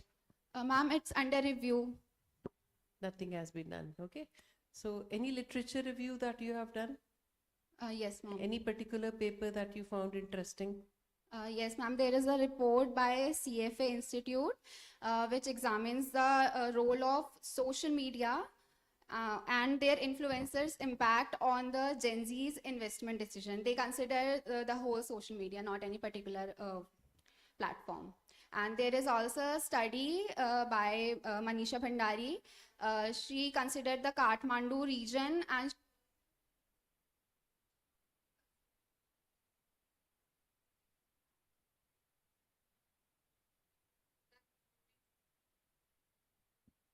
You've used the term Likert scale. What is that? Can you explain?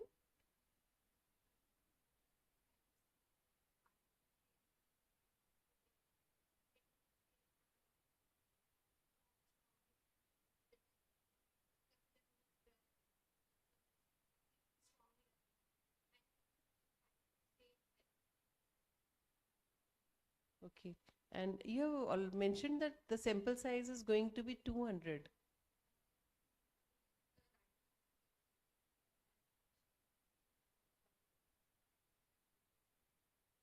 Two hundred.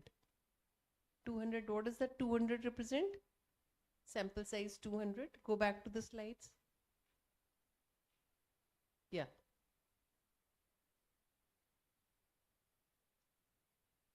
Sampling technique is convenience purpose based sampling. What is that?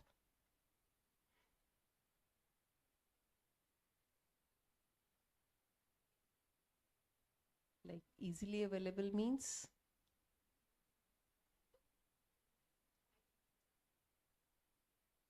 How?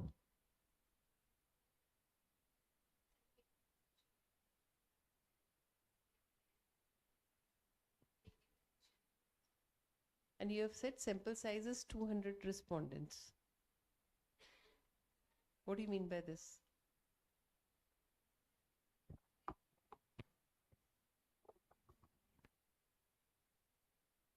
Or?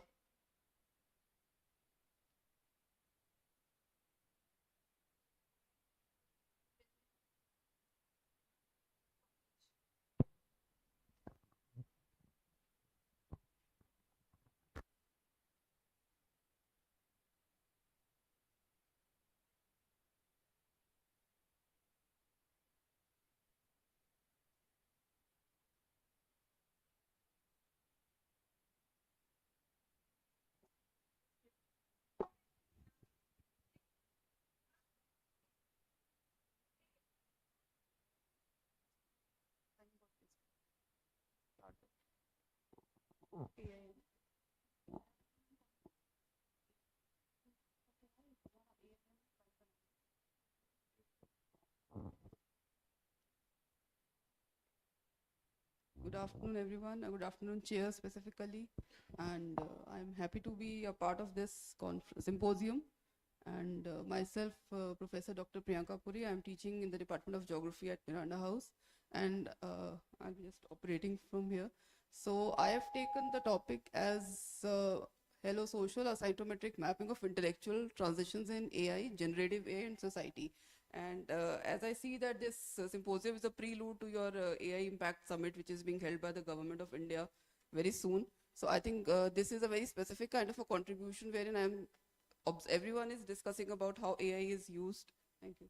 How AI can be taken into different components. My focus is it's a research of research, and being from the academia, one of the specific contributions of this study is that I'm focusing upon how the social is impacting AI and what publications we see in artificial intelligence being done on the specific aspect of a societal dimensions. So this is a mapping of the research of research. All of us are discussing different contributions of AI herein I am focusing upon how the society is represented in AI. So it's the other way around, the research analysis which I have taken.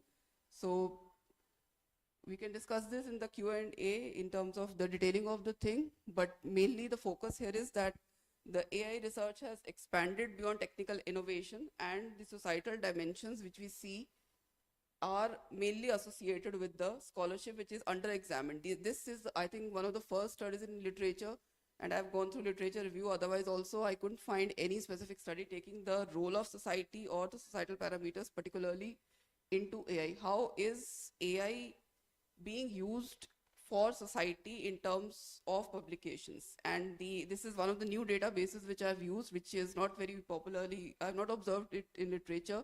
One is Scopus, which the faculty is aware of. The other is OpenAlex. This is one of the oldest, we can say, consortium. OpenAlex is Open Alexandria, and all of us are aware that the University of, the Library of Alexandria goes to the ancient times. So this is their contribution. They have had this database, and the analysis is 1972 to 2026, which I have not taken personally. This 1972 was also derived to observe from AI itself that what is the benchmark where we can start this analysis from.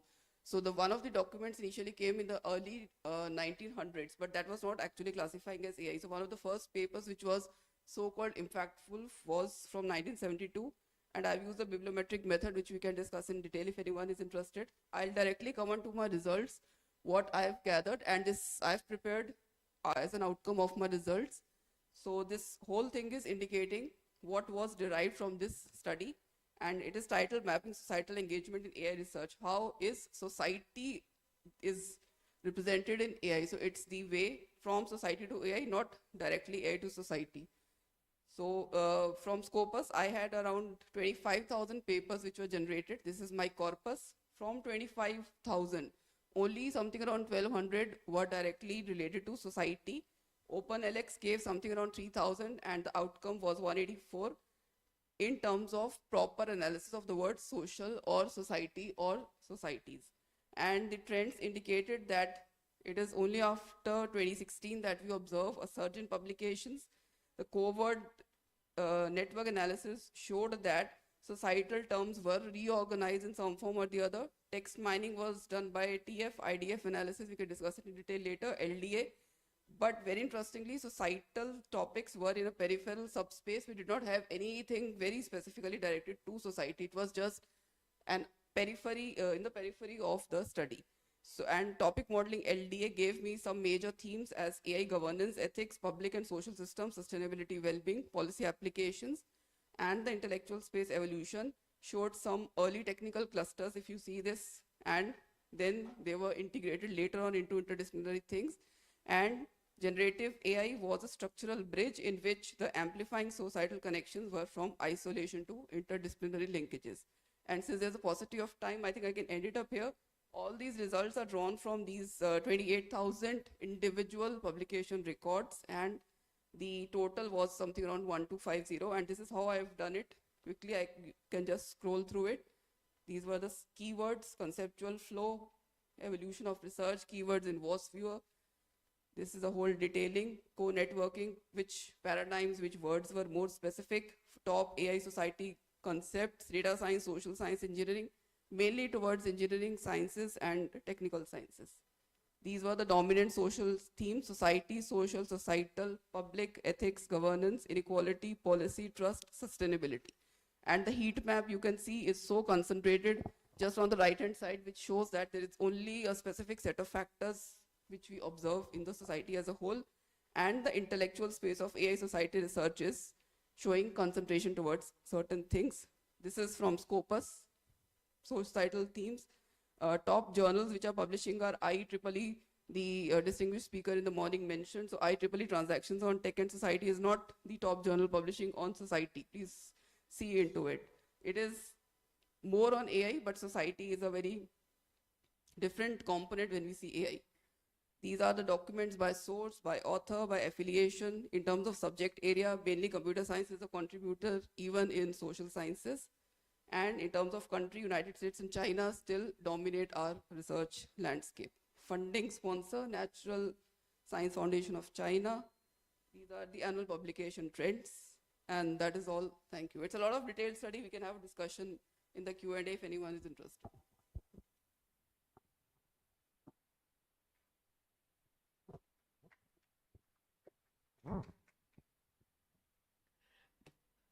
Can you explain what do you mean by topic modeling?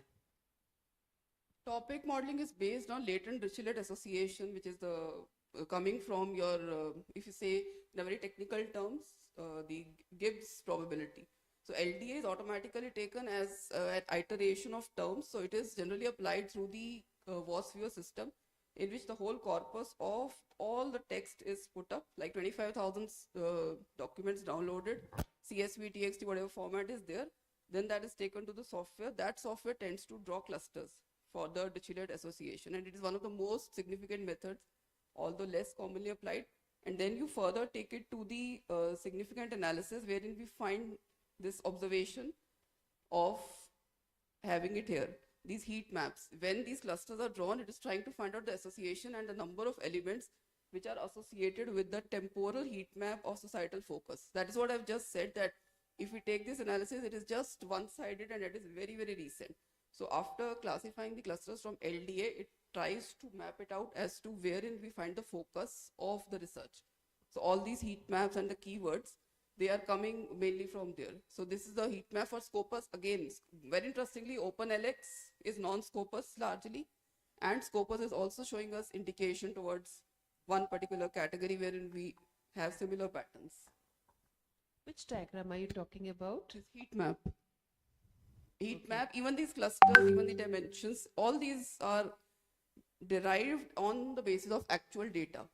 And heat map plus this collaborative network, if we see coword network, which coword is having more connection with another keyword in all corpus I'm of just asking publications. about topic modeling, not It's- about it's- covert. All these are part of the same. So which tool did you use for topic modeling? Topic modeling was Vio, and then the Google Colab, Python, all this is processed in Python library, Colab. And then the class, yeah. Python, used Python for this thing? Yeah. This Google Colab, all the analysis, coding, then taken to VOSViewer. Both are independently and combined also. So after downloading the file, it went to VOSViewer, which gave the clustering of the word. I also have the text of all of these. And then to simplify in the presentation, I had to take the diagrams, and it's a lot of paucity of time. So 25,000 plus records, and each of the record is giving this whole output in terms of things where society is there. So I could extract only some of them. So in one line, can you summarize the major contribution of this work in one line? Like I've mentioned at the beginning, this is the first of its kind work because it is a prelude to this in society, in the sense that the society. I'll just repeat the question in just one sentence. Summarize the contribution of your work. The contribution of this work is that it is a preliminary investigation. The first one, I can very confidently say, using Scopus and OpenLX sources to identify society and AI, not AI and society. It's the way to observe how society is taken by AI. Thank you.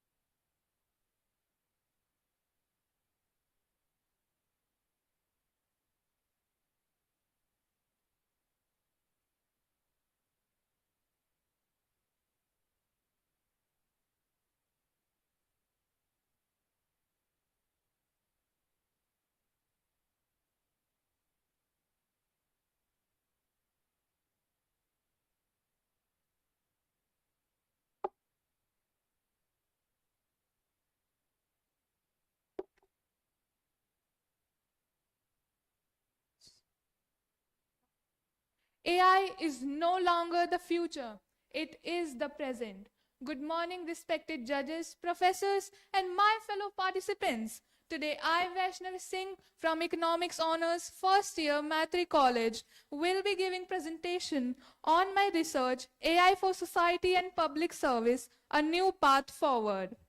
AI is transforming workplaces, public services, and even everyday decision making. But while AI offers efficiency and innovation, it also raises a major uncomfortable question. Who benefits from AI? Who is left behind? And who control these systems? So, what is AI? At its core, artificial intelligence enables machines to perform tasks that are usually required human intelligence, such as perception, reasoning, and decision making. Two important components of AI-driven model are machine learning, where system learn patterns from data, deep learning, which uses neural network and has led to major breakthrough in language and image recognition. However, it is important to remember AI does not think on its own. It reflects the data, values we feed into it. Now, let's talk about AI in everyday life and the economy. AI is not limited to voice assistants like Siri or Alexa. It is deeply embedded in recruitment systems, banking and finance, customer support, creative work like writing, coding, and translation.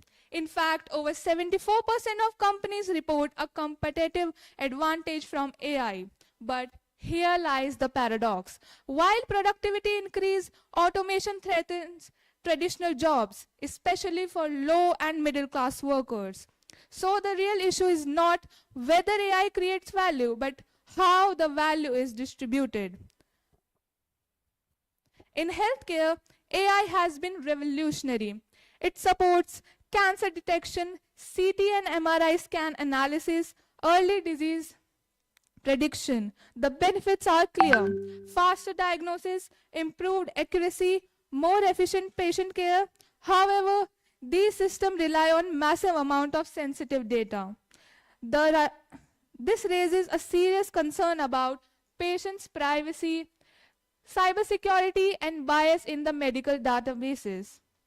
If unchecked, AI can unintentionally worsen healthcare inequalities instead of reducing them.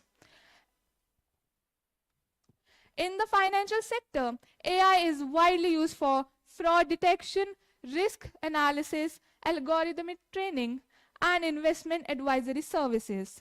AI improves efficiency and risk management, but it also introduces lack of transparency, regulatory challenges, and biased decision making. When people are denied loans or credit by algorithm, they cannot question. Accountability becomes a democratic concern, not just a technical one. In transportation, AI enables self-driven vehicles, smart traffic system, cleaner mobility. Yet safety infrastructure, readiness, and job loss remains major concern. In education, AI offers personalized learning, higher engagement, better preparation for future jobs. But digital divides and teacher training gaps limits its potential. In manufacturing, AI boosts productivity through machine monitoring, fault detection, real-time workflow optimization. However, high initial costs and workforce displacement must be addressed through skill development and policy support. AI and governance and policy, public policy is where AI becomes the most powerful and the most dangerous. AI can improve governance by enabling data-driven decision-making, but risk includes biased algorithms, lack of transparency, surveillance, and concentration of power. When algorithms influence policing, welfare, or public services, ethical and legal accountability becomes essential. AI must serve democratically defined goals, not corporate or opaque interest. In conclusion, AI offers AI offers efficiency, safer system, improved public services, but it also carries risk like unemployment, inequality, privacy invasion. The solution is not rejecting AI, but governing its responsibility. This requires ethical AI designing, lifelong learning, transparent governance, inclusive public policy. Thank you.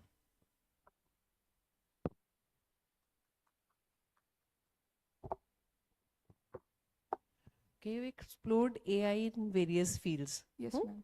So there's a term that you used, biased algorithms. Yes, ma'am. What is that? So, ma'am, basically, bias AI cannot think on its own.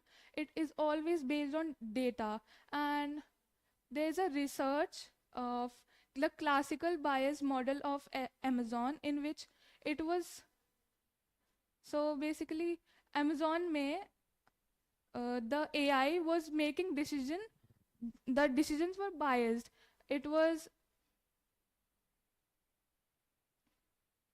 sorry. So it was basically only employing the male and not employing the females. Why was it happening? Do you know? Because it was fed on that data. Okay. And what do you mean by this ethical AI design? You're using these terms. Yes, ma'am. What does ethical AI design basically mean? Ethical is it is not harming anyone. It has the ethics, matlab.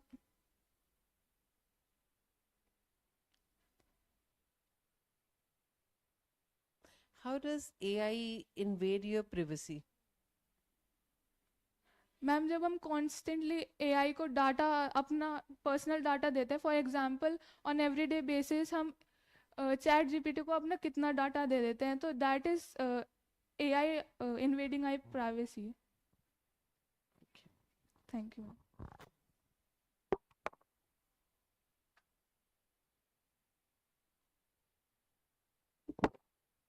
Thank you, Vaishnavi. It is now time to receive feedback from our judge of the day. May I please welcome Dr. Manju Bharadwaj to share her remarks and feedback on presentations.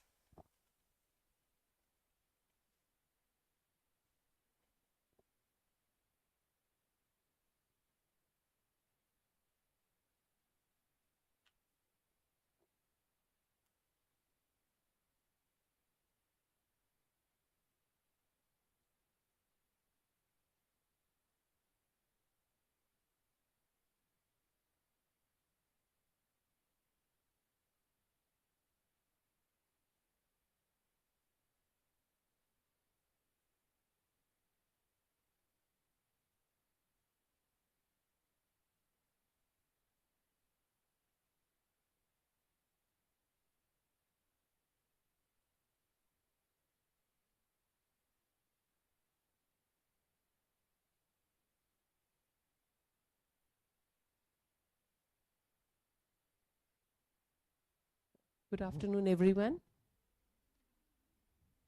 It was indeed a privilege to sit over here as a jury member and judge the presentations made by the students. And the students have, in fact, tried really well. Not the students, but the participants have tried to just see how AI is affecting our society, or what is the impact of AI on society, how AI can be used so that we can just enhance the society around us. Good attempt by all of you. I'll just say more good work. We are going to look forward for better work, enhance on this. As you have presented this work, this will form the basis for your future work, and wish you all the best for your future projects. Thank you.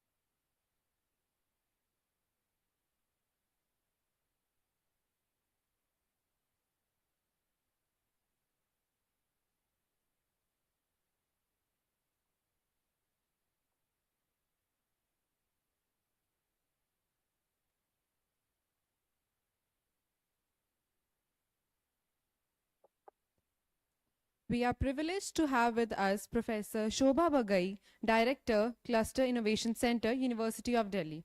I would like to request Dr. Veena Gurani to welcome ma'am with a small token of love.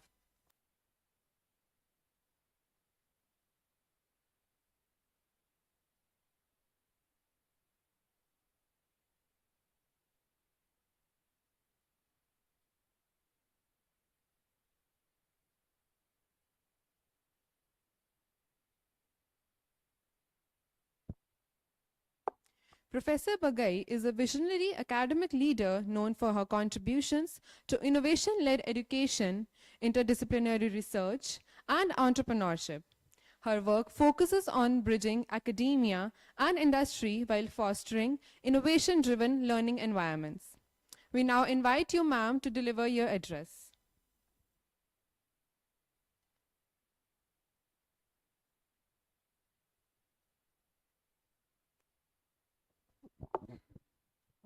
So thank you so much for giving me this opportunity. And at the outset, let me be honest, I am not a person from AI. At least not in the conventional sense, what is thought about is that AI is with computer science. But yeah, somebody might argue that being from a mathematics background, and mathematics is the backbone of machine learning, data science, and since AI is a part of it, so I might have a relationship with AI. But let me just be upfront about it. I am more of a user of AI right now, right? Rather than getting into that making of certain algorithms in AI and all that. And what I have prepared today is basically my experience over the last year or so. When these generative AIs came into the vogue, the students were using it. And then as a teacher, you have to be abreast with what the students are doing it. Otherwise, then there becomes a kind of a educational generation gap between the teachers and the students. So when I talk about, that AI is no longer something as a science fiction. And again, this is,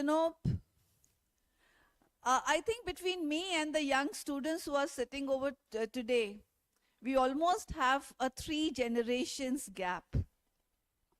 And I'll tell you the reason for that.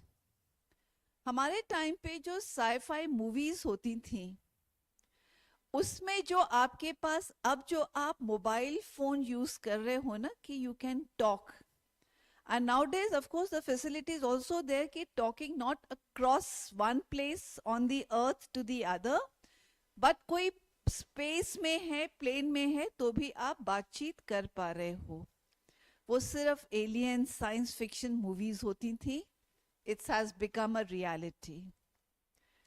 चांद पे चलना was again a fiction, that you can reach moon, and the moon was envisaged, as something, very dreamy, made of snow and everything.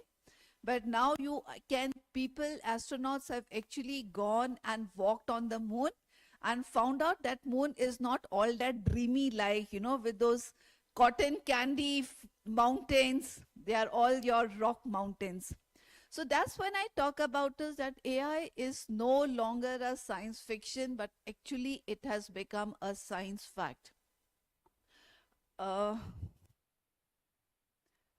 In fact, the concept of AI has started long way back, and I was talking with Manju ma'am that I think as academia, we are a little delayed in talking and adopting AI into our educational curricula. Stephen Hawking, in fact, way behind had said that, because he was talking about that time, and in that time, the success in creating AI would be one of the biggest event in human history. Unfortunately, it could also be the last unless we know how to avoid the risks. See, when we say that every coin has 2 sides, So there are advantages, there are disadvantages. We talk about pros, we talk about cons. If we have to really steer through it, the best thing is, the best advantage that we can have is knowing what the pitfalls are. Right? So that's what, in fact, Stephen Hawkins had warned a long time back. And when we talk about artificial intelligence, we are talking about that now the machine, because intelligence is related with what?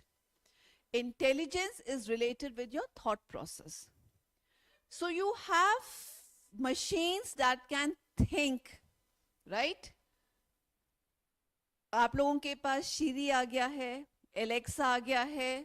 You learn about these robots that are already there, you know, which work as, which depicts as human beings. And abhi recently there was this movie also, na? कौन सी थी वो? शाहिद कपूर वाली? जिसमें he falls in love with this robo girl. तेरी movie का नाम ही वही था, तेरी बातों में ऐसा उलझा जिया, right? So you have all this coming in, so suddenly you realize, because again, you know, वो एक science fiction movie हुआ करती थी, Transformers. I don't know आप लोगों ने कभी देखी होगी. What are Transformers? Transformers are basically robotics that have taken on the world. Now, don't think about robotics as something as made of machines, but think of what if we as human beings lose that concept of thinking independently but work very mechanically. So that's a question that we all need to address. Is we have already producing machines. And this is not the first time that the human has created machines to help them. Start from the Stone Age, right? Stone Age mein they had those very crude instruments made of those stones which helped them in hunting because that was their main vocation. Then it was the wheels were invented to help them with transportation. Communications ka agar aap pura history dekho, sending those pigeons. Then you had these phones, the long distance calls. All of you are not aware of it. हमारे time पे जब trunk call करना होता था, so your teacher sitting over here may only remember that you used to book a call and you used to keep waiting for the operator to get back that it has been connected, and वो 2 या 3 minute का connection होता था, वो भी कभी नहीं होता था. मैं उससे भी पहले की बात कर रही हूँ. My father was in the army. And sometimes, they had this what is called as a field posting. So they were posted at areas where the families were not allowed to go. So every Saturday or Sunday, the connection could only be made from the field to the peace area. So the wives whose husbands, the families whose, fathers, the wives whose husbands were in the army, they would sit in this telephone exchange offices कि पता नहीं उनका call कितने बजे आ जाए. And कई दफा होता था कि अगर उस संडे को 5 days वीक नहीं होता था, तब 6 days वीक होता था. बाय द वे नहीं होता था, so we used to go back a little later. So things have changed, and they have changed drastically. In fact, I assume what I have been told, all of you are computer science students, right? So all of you understand the exponential curve. Right? So how does the exponential curve grow? आपके पास शुरू में उसका rate of change थोड़ा slow है, but जैसे जैसे x की value बढ़ती है, the rate of change increases. अगर आपके पास एक function e power x है, you know that the derivative of e power x is e power x. So the rate of change is the same as the function. And that changes rapidly. And somehow this is my personal feeling in terms of technology. We have overcome that region where the changes were happening slow. We are at this accelerated growth rate. So whether we like it or not, there can be debates that are held. Whether AI is good or bad, don't know. I don't think so I have that answer. अगर आज debate हम आप लोगों के बीच में कराएं, I'm sure we will have students talking pro that AI is good for the society, and I'm sure we'll have equal number of students speaking against it, that AI is good or AI is not bad. So as I said, you know, that whenever we had technological revolutions, again when computers first came in India, maybe, you know, we were one of those lucky generation, we saw the transformations. As to what transformation when the computers came, first, when, you know, we could use computers for calculations, what transformations it made. आप सब लोगों ने कुछ कुछ कभी किसी ने कोई प्रोजेक्ट रिपोर्ट लिखा है, कोई पेपर लिखा है, कोई फिगर ड्रॉ किया है? Anybody of you sitting over here, the students? You have used it? So to draw a figure, what software did you use?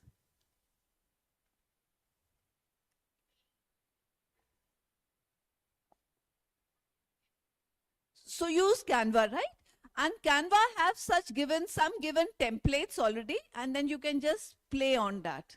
Okay. Anybody else? And Paint also, now you have all those drawing features, and अगर आपने curve भी बनाना हो and you do it with a pen, there are these inbuilt softwares जो उसको smoothen कर देता है, right? So those zigzagginess are not there. PhD में we had this lot of data points and we had to do it graphically. And within that 4 years of my PhD, I'll tell you the transformation. That's what I'm saying, that we are now at that transformation where it is happening very fast. When my first paper was published, so we were doing this numerical data on a computer science. तब ये desktops नहीं होते थे, computer frame होता था, आपके सामने monitor होता था, and you has to have those big frames in a big computer room. So we got those sheets with the data point, and you know, IIT Delhi at that time had what they were called as draftsmen. Draughtsman का काम क्या होता था कि students उनको data points देते थे, वो डेटा पॉइंट ग्राफ पे ड्रॉ करके ग्राफ बनाते थे, and then they had the special tools जो उसको वो जो है स्मूदन आउट करते थे. During my, you know, maybe it was second year, but it was my second or the third paper, I came across the software जो मुझे graph draw कर देता था, provided I could give it the data point. But अगर आप लोगों ने थोड़ा सा इंटरपोलेशन किया है, बिकॉज डेटा पॉइंट्स आपके डिस्क्रीट हैं, सो जो ग्राफ बनता था वो बनता था छोटा लाइन छोटा लाइन छोटा लाइन इस तरीके से. But it save the time of the draftsman to plot each of them themselves and draw the graph.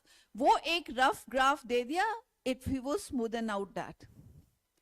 Bye the time I completed my PhD, my final thesis had no graphs made by the draftsman. There were softwares available on the computers which could draw it. Now, if you go and ask, I don't know whether that job exists or doesn't exist. So when we talk about technological revolution, I'm sure तब भी बात हुआ होगा with all these software comings, इन लोगों की job का क्या होगा?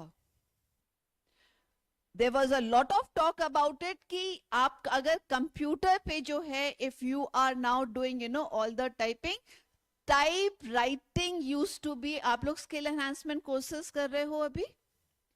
Typewriting was one of the then so-called skill enhancement courses. QWERTY, QWERTY, you know, it had a certain things, and you know, there were classes कि कैसे कैसे करना है. Nobody bothers about it now. एक finger से we all type and we do a reasonable job. With the change in the technology, वो भी change हो गया है. Speech though, and what happens is, it types it for all of you, right? So, when I talk about AI, in fact, we are moving from tools which use less of muscles, but more of our mind, right? So it isn't that this is the first time that a technological revolution is taking place. So why this buzz? All of you sitting over here must be around 19s, 20s, right? What all technological revolution have you experienced during this journey of 1920? I've told you about mine. And I won't tell you what my age is, but you can multiply it by a certain number and that would be my age. ठीक है? कितने technological revolutions देखे हैं आपने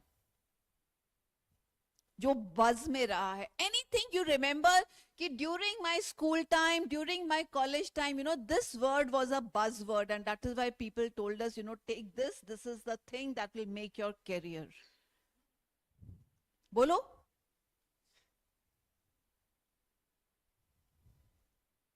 Microsoft क्या?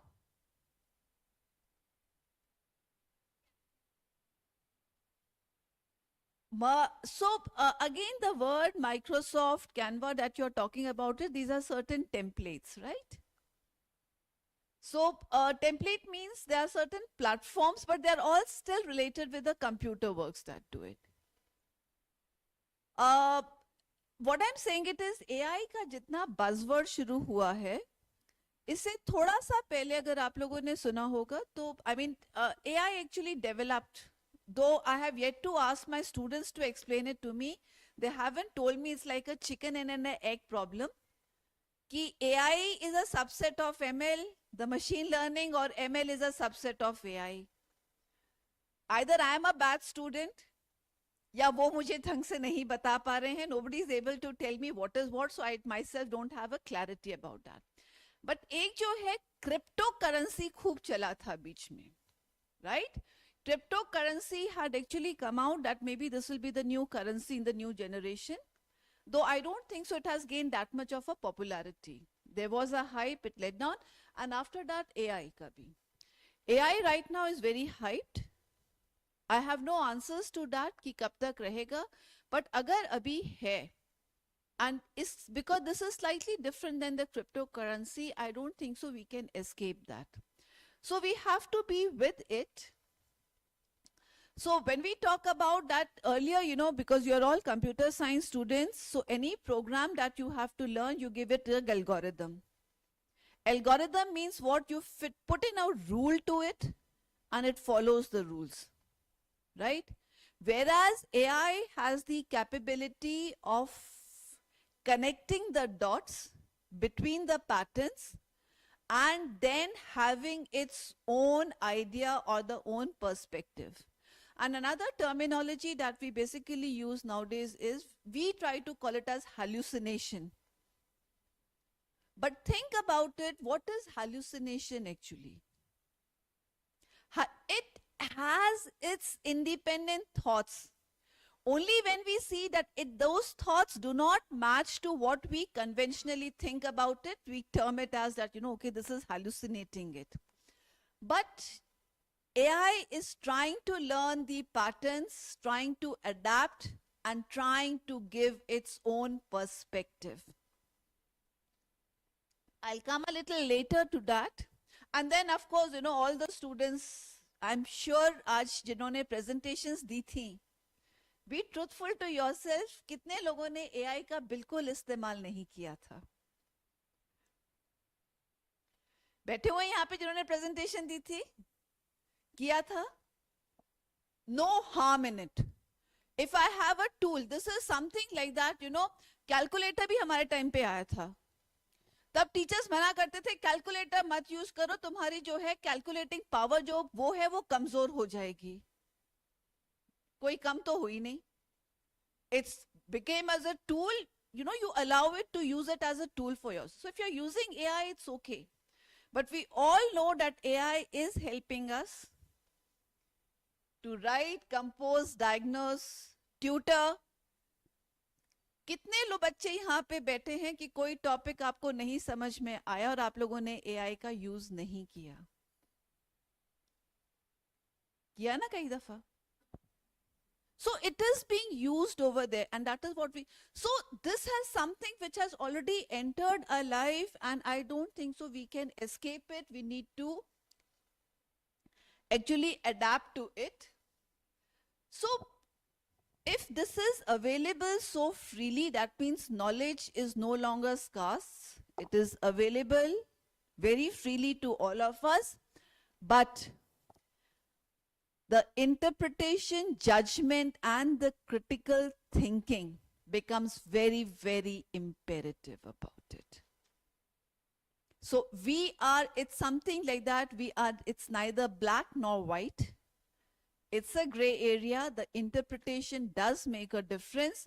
What is the interpretation, what AI is giving to us, and what is our interpretation? So,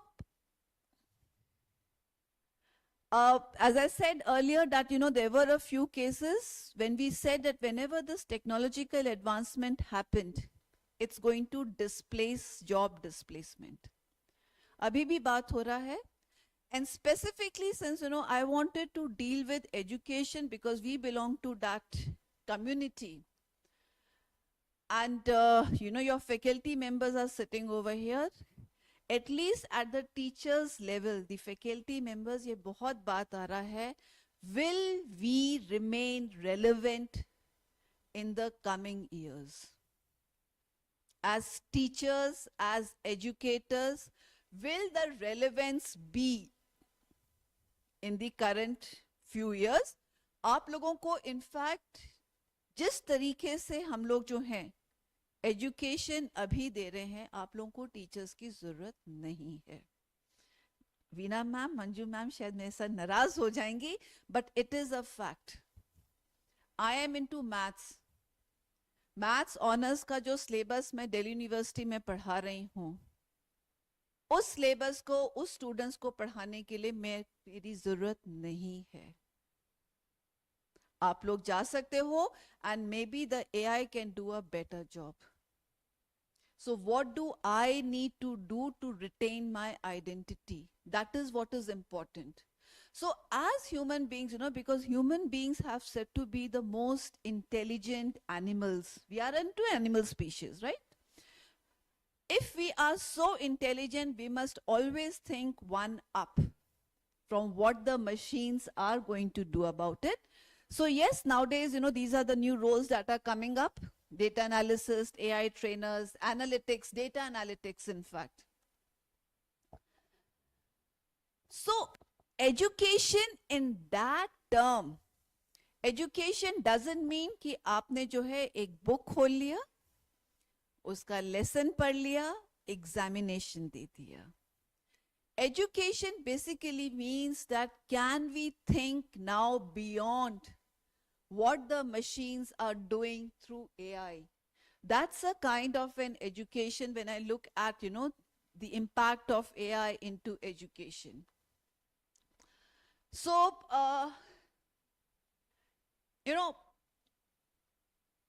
sometimes when you talk about AI, it's like a shock. What is a shock over here? Suddenly disrupting as to what is happening over here.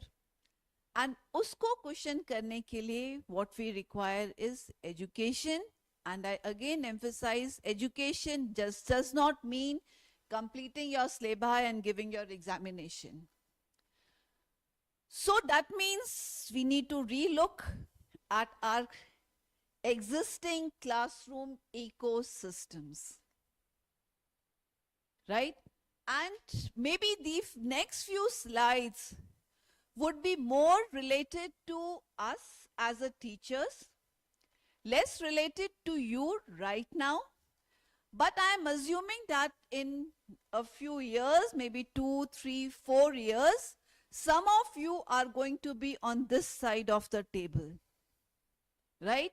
So that is something, but उस time तक AI रहे ना रहे, I have no guarantee for that. ठीक है, तब कुछ और आ जाए तो मुझे नहीं पता.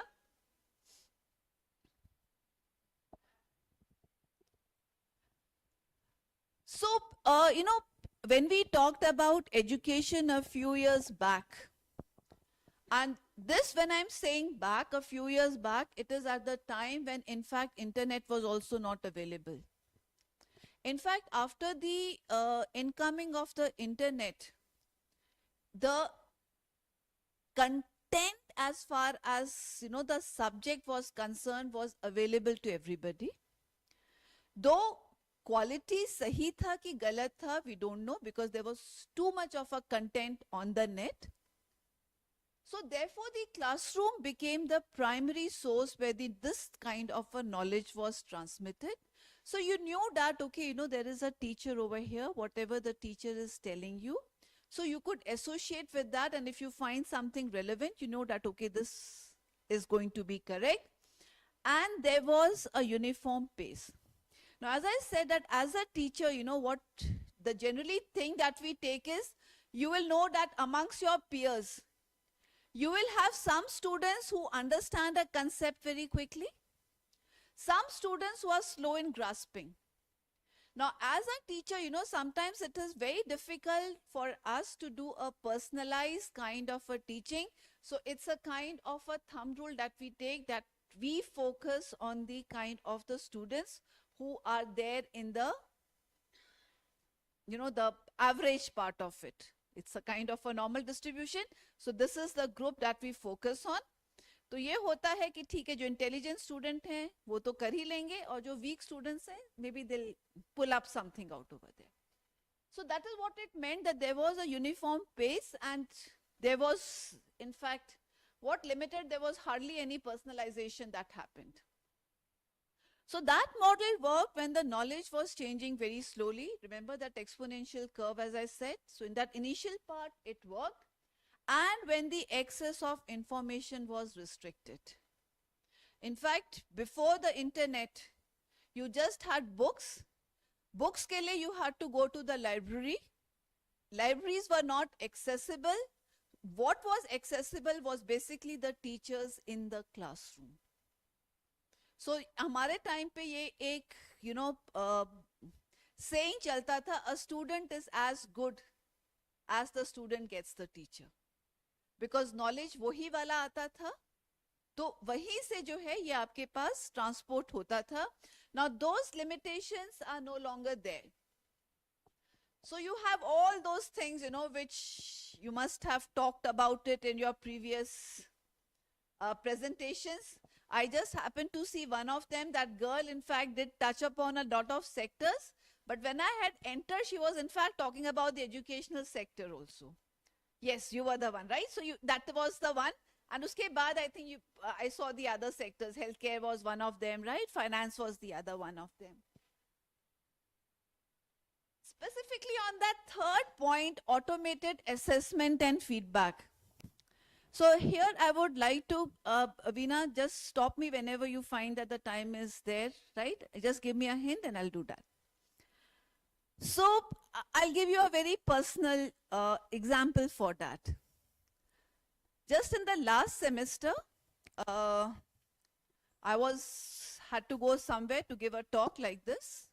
So I had asked my students that, this will be a kind of a class test. So you give the class test, take a photograph of what you have done it, and upload it on a link I had provided to them on my Google Classroom. And I needed to correct it also, I needed to evaluate it, give the feedback to my students. Time nahi mil raha tha, and I was, asmanjas mein the ki should I take a printout or should I do it online? Test to le liya, bachon ko bhi bol diya ki upload kar do. Now assessment did become a little problematic. Then one day I was sitting, I suddenly thought, okay, people are talking so much about an AI. Let me see if I can use the AI to do my evaluation work. Very intelligently, I first gave it the question paper. Tried to see whether it could find a solution or not. By the way, maths mein ChatGPT is horrible. Right? Matlab, it doesn't even do integration by parts correctly. Right? It's as bad as that. But for that paper, this was a paper on group theory pe tha. Okay? It gave me good answers, correct answers. I got motivated. Kaam nahi karna pada. So I gave it the next prompt. give me the marks distribution for each steps. It gave me the marks distribution and I was satisfied with the marks distribution. Now I uploaded the first paper, the first answer script, because I had those soft copies. I uploaded it. It evaluated it so well, giving the feedback at every point. Look, this step was not correctly done. In this step, this is what it should be done. Therefore, these many points are deducted and therefore the total marks are this. And I was amazed. Amazed in a sense means अगर मैं correction करने बैठती मेरे पास तो time ही नहीं होता कि इतना ज़्यादा जो है individual feedback दे पाती मैं. I wanted to test it further. 2 paper और अपलोड कर दिए. Perfect. All the 40 uploaded. Gave it to me and I was busy writing कि ना फटाफट points लिखते हैं. And I was patting my back that I am going to post all these answer scripts to my students so that my students are also happy they have got individualistic feedbacks. I have a habit of just doing a recounting of the totaling. Third or the fourth paper, total बन रहा था I think 53, 54. Exact, वो दे रहा था 52. Anyhow, I reconcile myself कि हो सकता है, कि कहीं 0.5 का होगा and the AI has just, made a kind of a thing. After another 3-4 this thing papers, a totaling mistake of 5 marks. I'm talking about the totaling mistake, not even talking about the correction. Then I opened it up one by one and I found out that it gave whatever points it had, whether the student had done that question, not done that question, arbitrarily marks de raha tha. So naturally that whole hard work of whatever I was doing with it went into a drain. And then I had to sit down throughout my weekend and do the evaluation for the students. But that doesn't mean that this cannot be used. It is in a testing mode. And I'm sure people who are doing research into it, when they find out these flaws, they will sit down and they will try to correct it. Now, one of the things that I could analyze is that maybe it is to do with the handwriting, because they were all handwritten work. In maths, it was difficult for me to ask the people to type it out. So I don't know, because you're all computer science students, think about it. What if you are giving them typed assessment papers for it to assess? How much accuracy in the assessment is still there across the different platforms available to you? Right? Can it do a good assessment of figurative questions? Because this is again one thing I found out, that if I have to give them the MCQs to the students and I'm not supervising it, and I have to ensure that my students don't use the AI, that I can't, they will use the AI, चाहे मैं जितना मर्जी कर लूं, but AI से उनको answer निकालना मुश्किल हो. One of the trick that I have found out is give them a diagrammatic questions. Give them a question that is made by me rather than copied from somebody else. वो answers ठीक नहीं देता है. And that is what I'm saying, that as human beings, in order to overcome them, we have to be one up from the machine. So specifically about the automated assessments and feedbacks, right? So yes, AI is still in the learning process, but I'm sure it will this thing. But the major shift into it is that rather than saying that one size fits all, AI does help us to customize our education. Customize our education means yahan pe there are around around 30 students sitting out over here. And I'm sure all 30 of you would be wanting to take on a different track. AI helps you to do that. In a conventional classroom, we would not be able to do that. It will not be possible for any of us to do that, कि हम एक को वो individual time दें, because we cannot work in parallel. We are going to work in series. I'll first finish it with her, then I'll go to her, then I'll go to her. Whereas AI can have all of them simultaneously at the same time. So I think most or less I've talked about this. So when I talk about the teachers, teachers will not be replaced, but we need to reposition ourselves. We need to reposition ourselves that rather than giving information which is already with the students, we become mentors, telling them of something which is not there. Because we know that AI is learning from past experiences, but if we start doing something in present, that is something which AI will not be able to do it. We need to stop grading. Examinations should be banned. Examination is not serving any purposes. We should more be like guiding for our students. And let's not have a control of the students, but let's facilitate our students. So these are certain things, that we need to start working on in our education system. Have critical thinking process, ethical reasonings. Ma'am did ask about, where was that girl who was, tumhare se, ki what do you mean by the ethics consideration?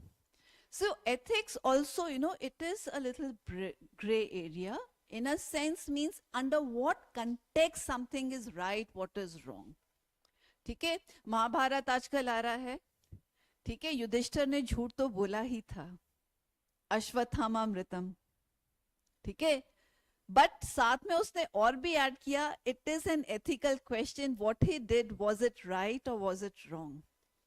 It is always in the context that you talk about ethics, so those have to be there, and nobody can beat us in creativity. So I'll skip a few of those slides.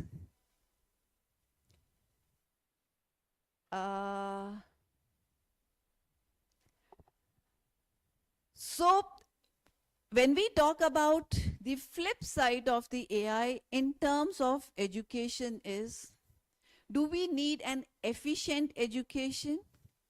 And are we talking about a faster education, a knowledge that is transmitted very quickly?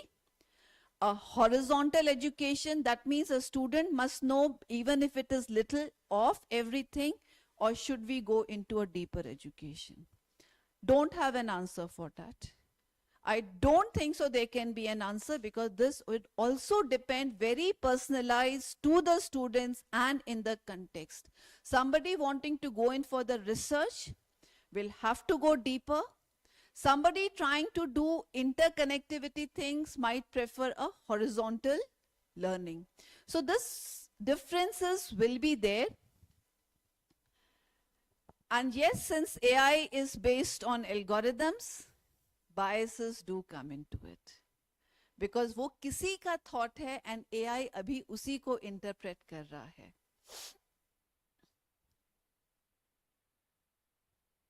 So there is this ethical challenge, that when we talk about inequality, we talk about the digital divide, we talk about the social divide.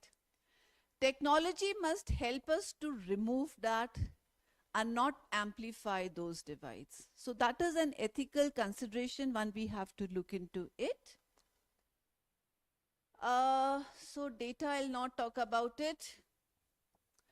So when I talk about as a teacher, I think when I said earlier, it's best to know what is ahead of us, so that preparedness must come with us. And we need to look more at the pedagogical training rather than just the theoretical technical training. Pedagogical, in fact, earlier I had thought that maybe the audience will also have the teachers, So this slide was more on that, so I'll skip up for the time being. So the last two questions are important when, as an educational institution, when we need to think about it. How to use AI, how to question AI. whether it is giving is right or not. There have been innumerable examples, specifically, when we are doing research. Citations it gives us some made citations. Data sets pata nahi kahan se bana karke le aata hai, so you need to question it also at this stage. It is at a nascent stage. So this is what we can reimagine the classrooms of the future. It has to be hybrid. Humans and machines need to move together. The education has to be collaborative. Collaborative not only between the students, the machines, the teachers, the policy makers, all have to be as stakeholders into that. Focus more on problem solving. This is something which personally I believe into it because I have been practicing that. At our center, we are doing it work with the other educational institution also. I have actually seen that problem solving at least helps us humans to think the critical thinking part that comes into it. So yes, what AI cannot replace are certain human elements. So AI can in fact reproduce knowledge. It cannot create knowledge. So that way education is saved, provided we are not reproducing the knowledge again and again, but we are consistently engaged in creating knowledge. Then education sector at least will be one up from what AI intends or what AI is actually doing. So, but when I talk about education, so education just doesn't develop skills, employability. It also builds up the other soft skills that we have as humans. So education role helps in humanizing the technology. That should now become the role of education. So the answer is coexistence and not competition. So these were certain key takeaways, and remember, the purpose of education is not to create intelligent machines. That could be a sub part of it, but to have wise humans in an intelligent world. So thank you so much. And I think because your next speaker is online, so in case there are any questions, we can do it after her session. Okay? Thank you so much.